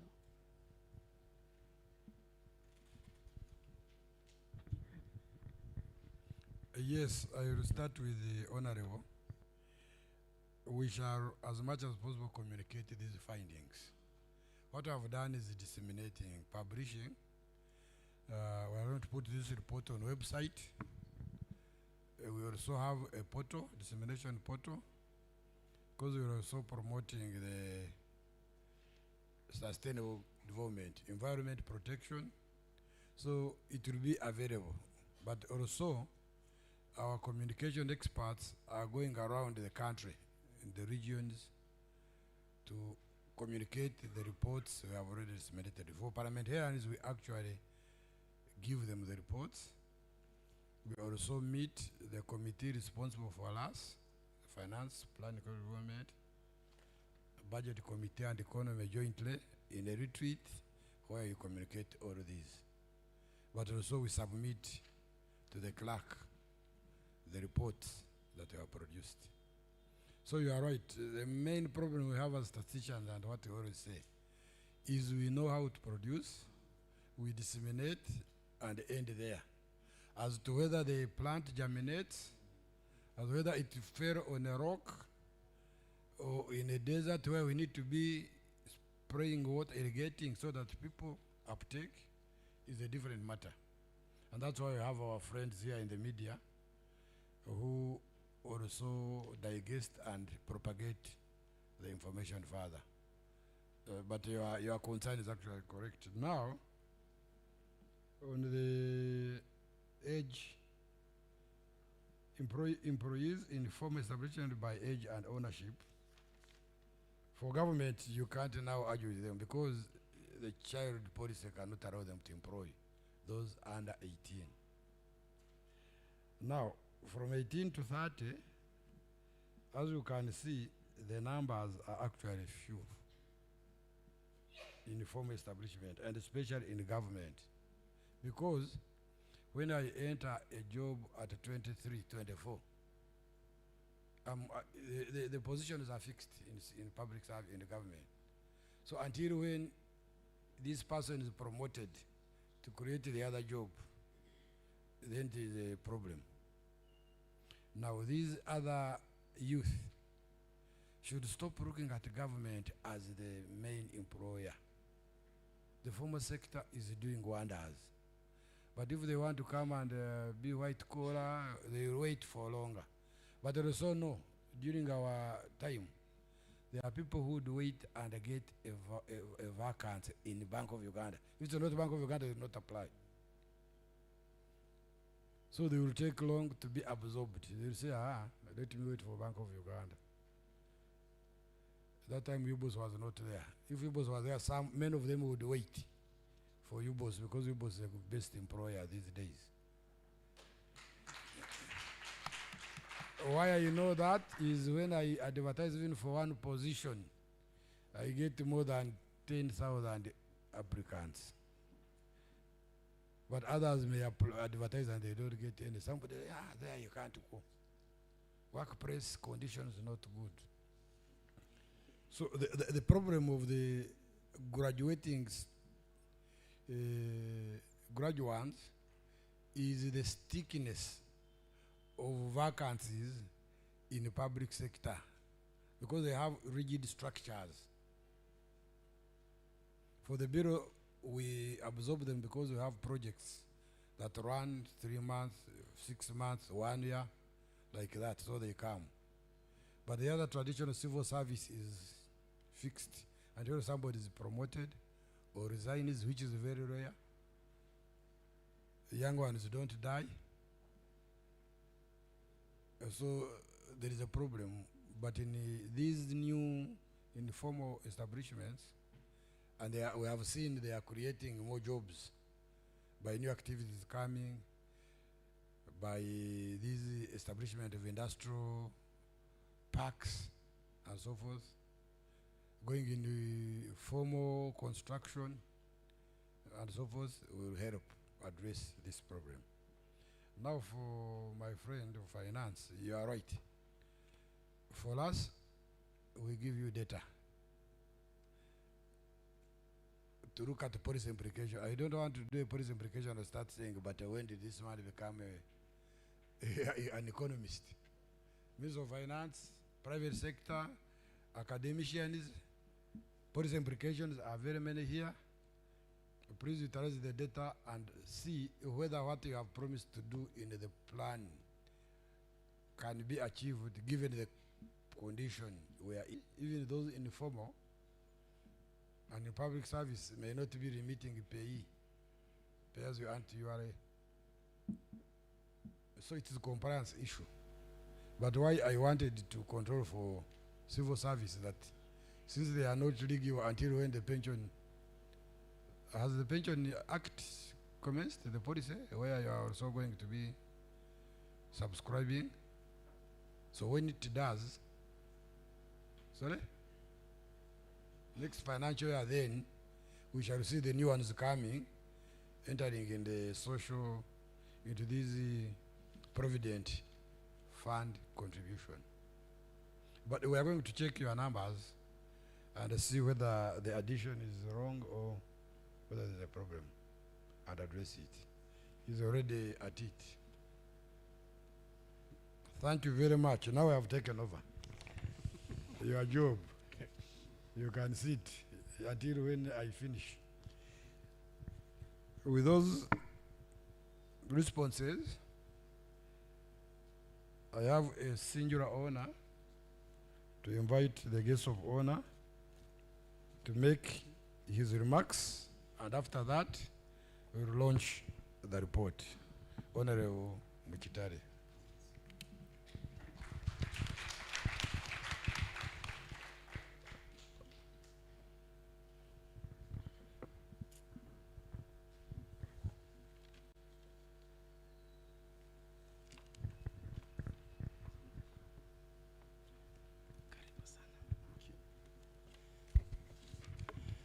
Thank you so much,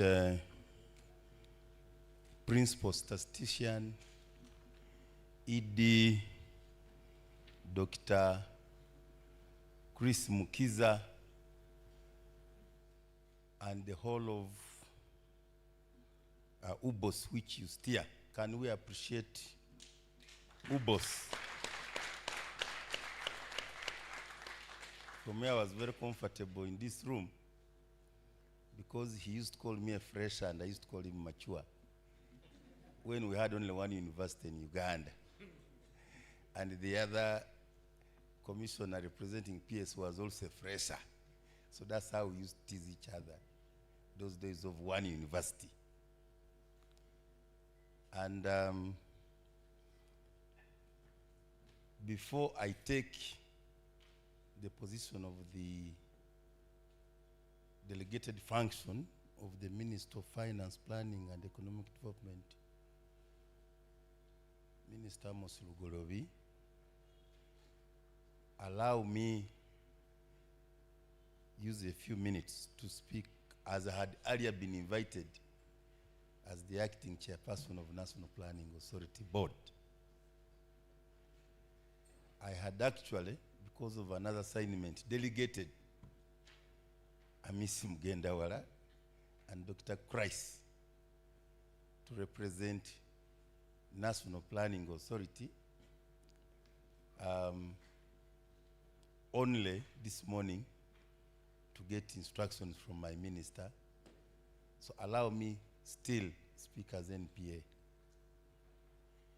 NPA has not discussed because again, Dr. Christ, Human Capital Development, and Director Miss in charge of population, they are part of the technical working team. So I want to appreciate UBOS for always good working relationship with National Planning Authority, and more so, the acting board is also a deputy ED of National Planning Authority. So we want to thank you for that. And can you congratulate the acting board chairman here for the new appointment as the new ED National Planning Authority. There wouldn't be a better timing than now for UBOS to give us this very important human resource, or what we used to call the Manpower survey. More so when you just gave us the population census findings, which clearly speak to the need for employment, the jobless graduates, the people not in employment, not in education, and at a time when, as government, we are rolling out the 10-fold growth strategy, using the ATMs. So the relevance of the curriculum and the education system become very important if we are to harness the demographic dividend.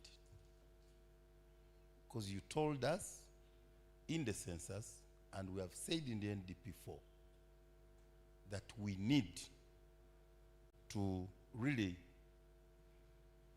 turn the challenge of the young population, most of them school going anyway, that if we used what we used to call manpower planning, we used to, in economics, do a paper called labor and industry. You know, now you've made every course unit a degree. In our days, labor and industry was just a course unit. And it speaks to what we are saying in NDP4. We are not training them, and I'm happy that you invited Minister of Education is here, and public service. In labor and industry and in NDP4, we are saying most of the jobs will be in private sector. Government, public service, teachers, army, police, everybody, we cannot go beyond 500,000.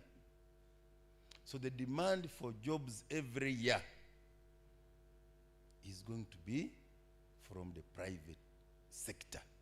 And that's why in the ATMs and enablers, government is enabling the private sector to generate these jobs. So, Honorable USMP, That's where the emphasis should be. But also you've told us in a census that only a very few percent of Ugandans go to tertiary institutions. So alive to the fact that most of our people are still in the informal sector, the issue of the soft skills, which I think you've rightly put on page 37, if I'm not mistaken, should not only wait for graduates. My humble contribution would be for policymakers, because other ministries are here. These skill gaps should be imparted in our education curriculum to everybody. Why should you leave university when you don't know bookkeeping? Who doesn't need a bookkeeping? Whether you are an engineer, whether you are an ICT, you must have some basics of accounts and bookkeeping. Who doesn't need health, safety, and environment? Thanks for the recent cleanup of the city road reserves. But in our indigenous knowledge, it was called Bulungi Wansi. How then can a graduate lack that basic fundamental? So, I have argued before I came to planning, and I'm emphasizing now that I'm in planning, how I wish every certificate, every diploma, every degree, there are some compulsory software course units in year one. So the whole of my recommendation would be to policymakers, now talking about evidence-based, that the whole of 37, everybody requires it. And more so, we know that most of our people are in informal sector. So even them, how can we impart this knowledge, even to a Juakali? I'm happy when you're talking about NSF slide there. We even amended the law to say, Mr. and Mrs. and his 2 children, Dr. Mukiza and his family running his small estate, they can also enroll in NSSF, because you are really giving us a very big problem which we have as a country in terms of social protection, social security, safety net, and pensions. So you've brought it out clearly. But page 30, if I'm not mistaken, and I want to thank Dr. Mukiza, my senior, for having discussed that. What you're bringing here is the state of the structure of the economy. If we develop, the president used to say, from backwardness to self-sustained integrated economy, NRM 10 point number 5, which was my nickname in Makere. We should have less people in agriculture. So you're right when you say more jobs in services, followed by manufacturing, industry. But agriculture having the lowest number. But we are still, so you are actually exhibiting to us the state of economy, the structure of economy. And if we are to grow, National Planning Authority, finance, and all those listening, that's where we should be moving. That would be the right. So here, you have graphically given us our structural rigidities, our state of economy, and we have a very big task to move in the direction of transformation.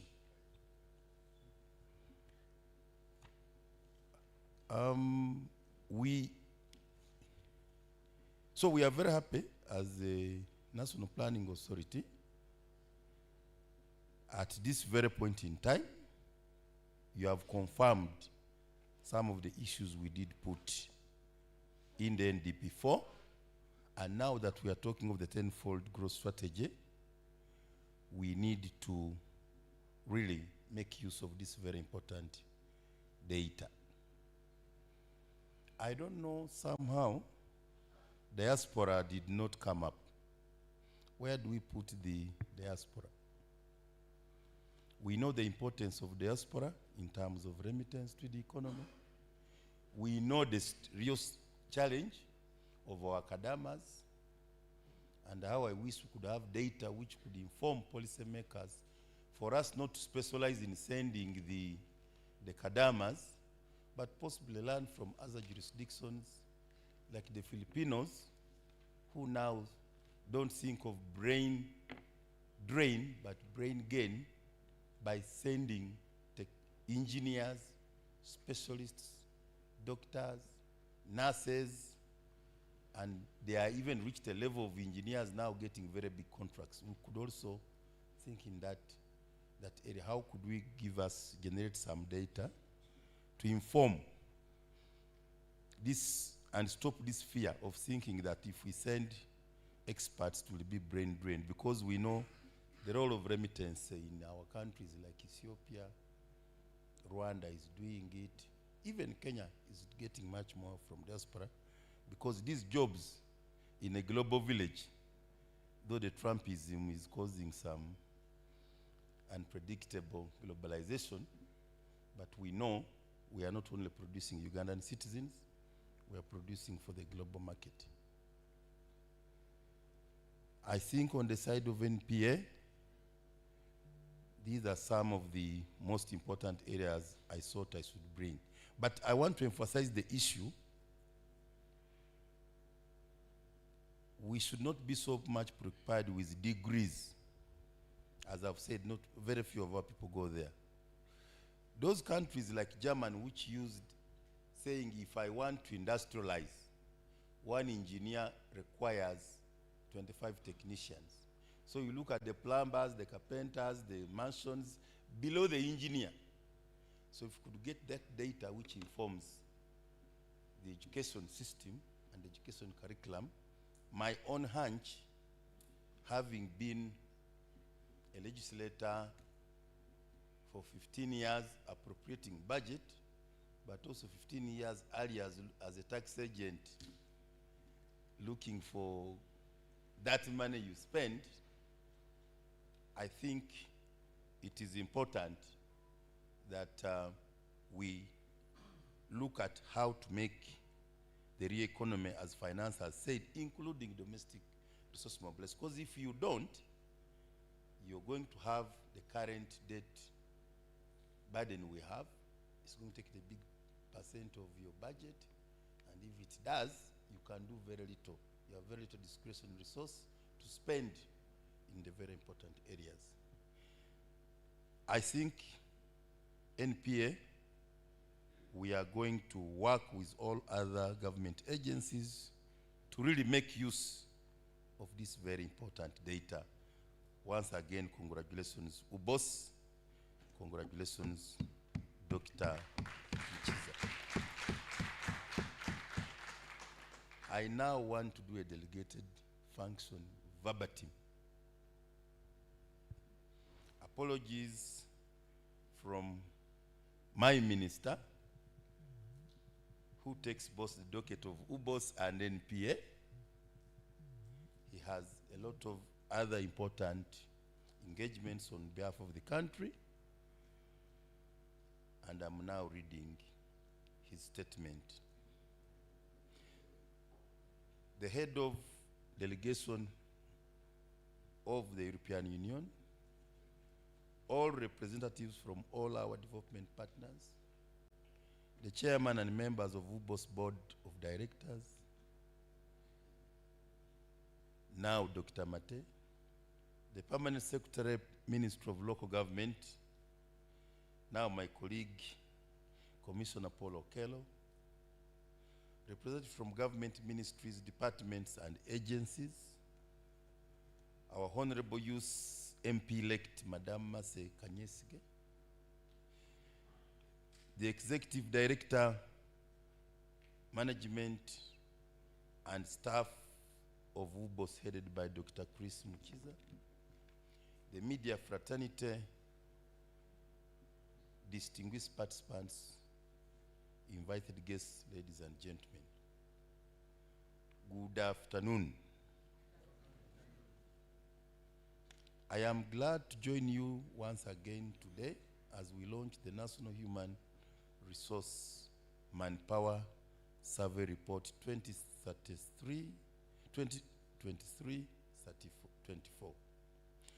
Most recently, last week, we received results from the Labor Market Survey Report 2025, which internalized the labor dynamics regarding its supply and demand. We have now just received the results from the National Human Resource Survey Report 2023-24, which has given us a comprehensive picture on our national human resource capacity, including skilling levels, labor characteristic, the numerical strengths of the graduates churned out of our institutions at different levels, as well as status of the workplace safety conditions. The results we have just received today are crucial for government in understanding the outcomes of the programs we have implemented over the years regarding skills-based education through emphasis on technical and vocational education. The emphasis on inclusion and respect for labor rights, and most important, the transformation from the informal to formal economy. Uganda's economy being private sector led, these results should inform a broad spectrum of reforms across the growing private sector regarding, for instance, the respect for labor rights, especially the much needed mass transition from casual employment to permanent and or well-defined long-term contracts in our places of work. In turn, this yields assurance of gainful employment to workers and potentially a contributory advantage to social security, which is essential in safeguarding citizenry welfare during retirement. Luckily, owing to sustainable government health programs, Uganda's life expectancy has been increasing to now 68 years. This implies that in coming years, we could have a considerable increase in older persons in their post-retirement years. This is a very good thing, and it can get better if their welfare is safeguarded through sufficient social and sector contributions. With these results, and going forward, we should potentially see an increase at the national level with more employees making contributions to the National Social Security Fund. There is a need for us to intensify public awareness and sensitization on the importance of prioritizing these social security contributions by both employers and employees. Our blossoming private sector can strongly benefit from social sector compliance to further improve the welfare standards of our national labor force. We should also use these results to drive increase in levels of inclusion on several fronts for our labor force in employment. We should see more employers developing and implementing, for instance, gender-focused policies and inclusion of persons with disabilities in our places of work. Steady progress should be mirrored through evidence to ensure sustainability of our gains, most notably availability of data, targeting adherence to gender policies feeds well into a government initiative on affirmative action for women and girls at different levels. Government embraces these programs to ensure that women and girls are not left behind nor discriminated in workplaces. the effective implementation of these policies gives women opportunities to scale up the ladder and rise to strategic levels in the boardroom. I appreciate the UBOS made I appreciate that UBOS made an effort to capture in this report one of the emerging challenges, stress and mental health incidences, and how workplaces are pushing themselves to support employees to continue performing better and free from stress-related risks. I can only add here as NPA, the recent population report we made emphasized the issue of mental health, and I think that's why our minister is emphasizing that point. Going forward, we should have more workplace establishment prioritizing supporting their human resource regarding stress management. It is important that our labor force remains in a good mental health state to perform at maximum capacity. Government remains committed to ensuring that we churn out graduates with the right skills, easily employable to close existing skill gaps in the different sectors of our economy. Government went to the root of this problem and has already, through the Ministry of Education and Sports, implemented technical changes in our curriculum to ensure that our learners are equipped with relevant practical skills relevant in the modern world of work. In the long run, we should be able to see a complete turn on the levels of skill mismatch, reduction in unemployment levels, increased formalization of the private sector, professionalization of our workforce, and more compliance to the different tenets of labor rights. The periodical indicators from this survey report should help us to keep track of our efforts by availing us robust evidence to supplement planning and decision-making across board. In conclusion, we have been made aware in preparation of this report. UBOS received support from the European Union. Please join me in congratulating UBOS and our development partner for a job well done. I strongly encourage all government ministries, departments and agencies, the private sector, development partners, and all stakeholders to make use these findings, results, and, where necessary, make deep analysis to ensure that we realize greater impact by making use of this body of evidence.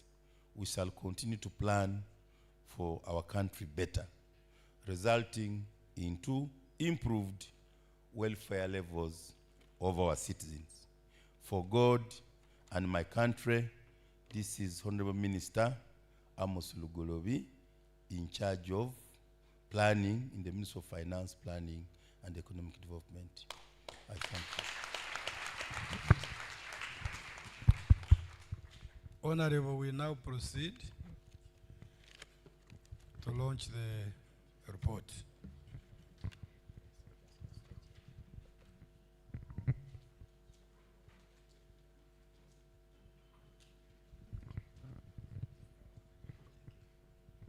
Thank you, Edie, for guiding this session very technically. Thank you so much. We now move to the very important session again of launching the report by Honorable Stephen, and he has been joined by the entire delegation who have been on that table. Perhaps it will allow me to also invite the youth MP to join. Now we go to unveil the report. Minister of Finance, the National Female Youth Minister of Education, to join in signing of the report. So there we go, unveiling of the report, a big clap as that process goes on. And therefore now we shall proceed to officially signing of the report by our chief guest. He is right there, and we can all focus as he appends his signature on the report. And you can see clearly he has signed in two capacities. So let's give him a big hand clap and the date. Thank you, our chief guest, for that endorsement. We have our acting body chairperson, Dr. Mate, also signs on the report. We shall also have our presenters join here to sign the report. Meanwhile, I request the participants to scan. We'll have a QR code up there on the screen. Please kindly scan it. It will give you and guide you appropriately on what to do. If you don't scan, you'll not know what is there. So you better scan. So that is the Honorable Elect Female National Youth Member of Parliament, Honorable Mercy Kanyesije. Thank you for coming and joining the Bureau in this dissemination of the National Human Resource Survey report. Now there comes a very important signature. Can we clap for ED as he signs? Starting down, going up. That signature is very important. So let's add another hand clap. We have the commissioner and also represented our PS from the Ministry of Local Government, Paul Okello. So we thank you so much for being present and seeing the commissioning of this report to the whole country. That's Minister of Education, also representing the Permanent Secretary in the Ministry of Education and Sports. We have Minister of Finance. Those are the planners also signing on the report. We have our Deputy ED, the Director Methodology, Statistical Coordination Services, and the staff who presented this whole report on behalf of the ED, on behalf of the Bureau, to the whole country. Thank you so much. Director Liziki, are you still present? She could have stepped out, but she would definitely have joined the elders in signing of this report. Thank you so much. After this, we are going to have a photo session, and this photo is going to be in the calendar for next year, and it's going to be published widely, because you know this is a very important exercise. So all of us who have signed, please you join in the official group photo. You may not take your seat until we have finished this process. Those are other members of staff from Uganda Bureau of Statistics appending their signatures onto the report. Thank you, thank you, thank you, thank you. We have several markers. We could speed that up. Let's have all of us sign. Then John, I will request that you shall move the dummy slightly. Then we can have a group photo. But maybe I request that we have a group photo of only those who sat on this table first. Then they shall be joined by all of us. So let's have the ED, let's have the chief guest, Let's have the chief guest. Let's have the acting chairperson of the board in the first group photo. John, you could move now the dummy. This is our first group photo. And then we shall then shortly be joined by all the other members who signed on the dummy. Thank you so much. Have we taken this special photo, sir? Our team on the cameras. Let's have this first. If I can be alerted, then now I can request honorable member and all of us who sign on the report to join. Thank you. Please, Lucas. Yeah. Some people can go behind so that we have complete coverage of the dissemination official group photo. And like Edie earlier on said, the report is live, has been live on the Zoom, YouTube channels, dissemination portal. Can you extend so that we cover up that space? Thank you. That's okay. That's much better now.